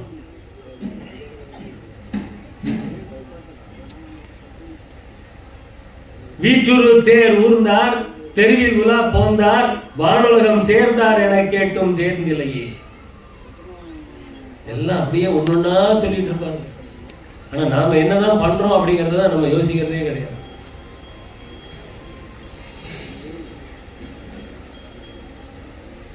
நம்ம வீட்டுல கணவன் மனைவி ரொம்ப காமெடியா சொல்லுவாங்க. மனைவி சொல்றாங்க கணவனை பார்த்து, உங்களை பார்க்காமையே நான் கல்யாணத்துக்கு ஒத்துக்கிட்டேன் தெரியுமா அப்படின்னா. நான் பெரிய தியாகி, உங்களை யாருன்னே தெரியாது, உங்களை பார்க்கவே இல்லை, நான் கல்யாணத்துக்கு ஒத்துக்கிட்டேன், கல்யாணம் பண்ணி நான் தியாகின்னா. கணவர் திருப்பி சொன்னார், உன்னை பார்த்ததுக்கு அப்புறமாவும் நான் கல்யாணத்துக்கு ஒத்துக்கிட்டேன், நான் எவ்வளவு பெரிய தியாகி தெரியுமா அப்படின்னா. அப்படிதான் நம்மளுடைய வாழ்க்கையில் நம்ம ஒருத்தருக்கு ஒருத்தர் அப்படிதான் வாழ்ந்துட்டு இருக்கிறோம். வள்ளலாருடைய அந்த பாடல் கண்டதெல்லாம் மணித்தியமே கேட்டதெல்லாம் பழுது, அந்த பாடலை படிக்கும் போதெல்லாம் எனக்கு ஒரு நிறுவனம் ஞாபகத்துக்கு வரும். கோடாக் கம்பெனி கேள்விப்பட்டிருப்பீங்க இல்லையா? Kotak photo studio. அவன் 1997 அவனுடைய வேலையாட்களுடைய எண்ணிக்கை எவ்வளவு தெரியுமா? 1,60,60,000 பேர். கொடா கம்பெனி உலகமெங்கும் இருக்கிற கம்பெனி. 1997 1,60,60,000 பேர் வேலை செய்தார்கள். அந்த கம்பெனி இப்ப இல்லை, அந்த கம்பெனியே இப்ப இல்லை. அப்ப அது நிரந்தரம் இல்லைங்கிறதுக்கு இதெல்லாம் HMT கம்பெனி. காருனாலே அந்த காலத்தில் மினிஸ்டர் கார்லாம் எது? நம்ம தேனாம்பேட்டை, நம்ம சென்னை தேனாம்பேட்டைக்கு போய் பாருங்க, காமராஜர் திடல்ல காமராஜர் யூஸ் பண்ண கார் இருக்கும். அப்ப அந்த காலத்து கார் எல்லாம் மினிஸ்டருக்குள்ள என்ன கார் வச்சிருந்தாங்க? அம்பாசடர். இப்ப எங்க இருக்குது அது? காணும். 1,60,000 பேர் வேலை செஞ்ச அந்த கம்பெனி இழுத்து மூடப்பட்டு இருக்கிறது. Nokia company. நம்ம போன் வரும்போது என்ன போன் வாங்கியிருப்போம்? நோக்கியா தானே எல்லார் கையிலும் இருந்துச்சு. இப்ப இருக்குதா நோக்கியா? இல்ல. அப்ப நிரந்தரமா இல்லை எதுவுமே. அப்ப நம்மளே புதுப்பிச்சுக்கிட்டே வரணும், அப்டேட் பண்ணிக்கிட்டே வரணும். நம்ம வாழ்க்கையில நம்ம அப்டேட் பண்ணிக்கிட்டே வரணும். என்ன அப்டேஷன்? இப்போ சன்மார்க்க அப்டேஷன் ஆகணும். இப்போ நம்ம எல்லாரும் சன்மார்க்கத்தில் அப்டேட் ஆகணும் ஐயா, இல்லாட்டி போயிடுவோம், காணாம போயிடுவோம். STD பூத் எங்கேயாவது பாக்குறீங்களா? இப்போ STD பூத் எங்கேயாவது இருக்கா? ஒண்ணு கூட இல்லையா? பேருக்கு கூட இல்லை. ஏன் போச்சு? மொபைல் வந்துச்சு, அப்டேட் பண்ணிக்கலன்னா முடிச்சு, எல்லாம் போச்சு. HMT company, Dynora TV. அந்த காலத்துல டைனோரா டிவி தானே அப்படி ஷட்டர் போட்டுருக்கோம், பார்த்துருக்கீங்களா? மூடியோட வரும். அந்த கம்பெனி எங்கே போச்சு? நீங்கள் காணும். இப்படி பல விஷயங்கள் அடிக்கிட்டே போகலாம். அப்போ நம்ம அப்டேட் ஆகணும். நம்ம வாழ்க்கையில் இந்த உலகத்தில் நம்ம இருக்கணும் அப்படின்னா சன்மார்க்கத்தில் அப்டேட் ஆகணும். என்ன அப்டேஷன்? இந்த நெஞ்சறிவுறுத்தலை படிங்க, அப்டேட் ஆகிடுவீங்க. முதல் திருமுறையில் இருக்கக்கூடிய அந்த நெஞ்சறிவுறுத்தல், ஆன்ம விசாரத்துக்கு போங்க, அப்டேட் பண்ணுங்க. இந்த விசாரம் தான் அப்டேஷன், வேற ஒன்றுமே கிடையாது. நாலேஜ் நம்ம அப்டேட் பண்ணிக்கிட்டே வரணும் ஐயா. என்னதான் PhD பண்ணாலும் சன்மார்க்கத்தை படிக்கல, திருவருட்பா படிக்கலைன்னா அவர்கள் அறிவிலிகள், அறிவாளிகள் அல்ல. எந்த பட்டமும் வாங்காம திருவருட்பாவை படிப்பவன் அறிவாளி, புத்திசாலி இல்லையா? அந்த மாதிரி தான் நம்ம இருக்கணும். ஊபர், ஓலாலாம் பயன்படுத்துறீங்களா இல்லையா? பயன்படுத்துறீங்களா? அவங்க கிட்ட ஒரு கார் கூட சொந்த கார் கிடையாது. அந்த கம்பெனியில ஒரு கார் கூட அவங்களோடது கிடையாது. ஆனா அவன் தான் இப்ப உலகத்துல கொடி கட்டி பறக்கிறான் இல்லையா? அப்ப எப்படி இருக்குது பாருங்க. அவன் அப்டேட் பண்ணிக்கிட்டான். இந்த உலகியலே அப்டேஷன் தேவை இருக்குது. அப்ப அருளியல்ல நம்ம அப்டேட் ஆக வேணாமா? இந்த அப்டேஷன் என்ன? மற்றறிவோம் எனச்சிறிது தாழ்ந்திருப்பீர், ஆனால் மரணம் எனும் பெரும்பாவி வந்திடுமே, சற்றும் அதை நம்மாலே தடுக்க முடியாதே. எத்தனை மார்க்கத்தை நம்ம பார்த்திருந்தாலும் அத்தனை மார்க்கத்திலும் மரணம் உண்டு. மரணத்தை தடுக்க முடியாது. எதால தடுக்க முடியும்? அப்டேட் பண்ணுங்க. சமரச சன்மார்க்க சங்கத்தவர்கள் அல்லால் அதனை எற்றி நின்று தடுக்க வல்லார் எவ்வுலகில் எவரும் இல்லை கண்டீர். இதுதாங்க சன்மார்க்கத்தை அப்டேஷன். நம்ம வாழ்க்கையில் அப்டேட் ஆகணும் அப்படின்னா சன்மார்க்கத்துக்கு வர்றதுதான் முதல் அப்டேஷன். அதில் வந்து படிங்க, இதை படிச்சுக்கிட்டே வரணும். ஒரு பெரிய தொழிலதிபர், ரொம்ப அற்புதமா தொழிலதிபர், அவரு ரொம்ப நொடிச்சு போயிட்டார்.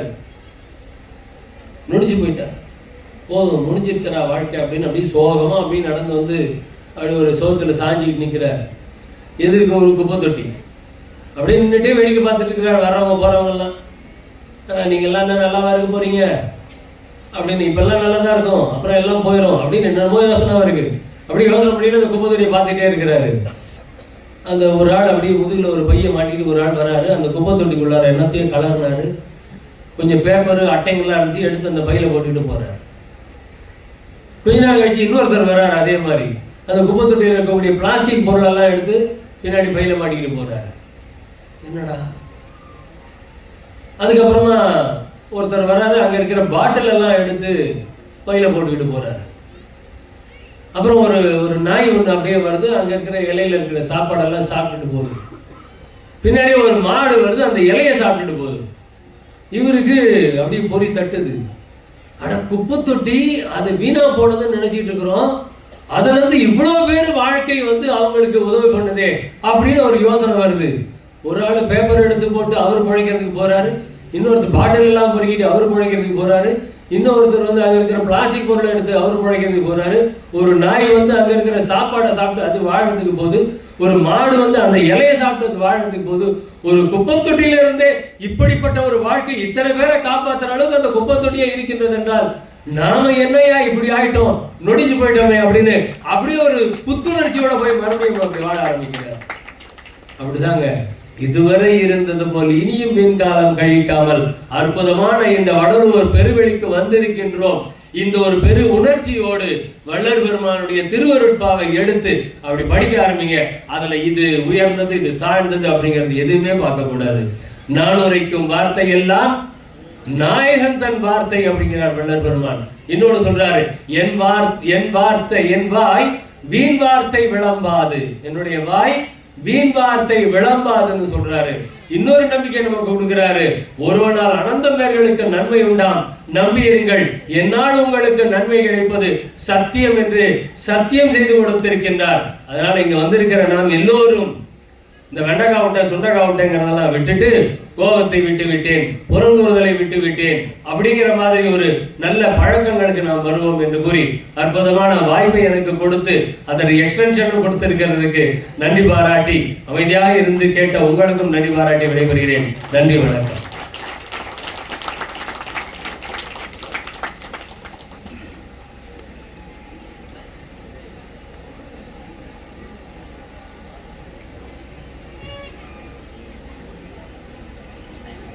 அருட்பெருஞ்சோதி அருட்பெருஞ்சோதி தனிப்பெருங்கருணை அருட்பெருஞ்சோதி.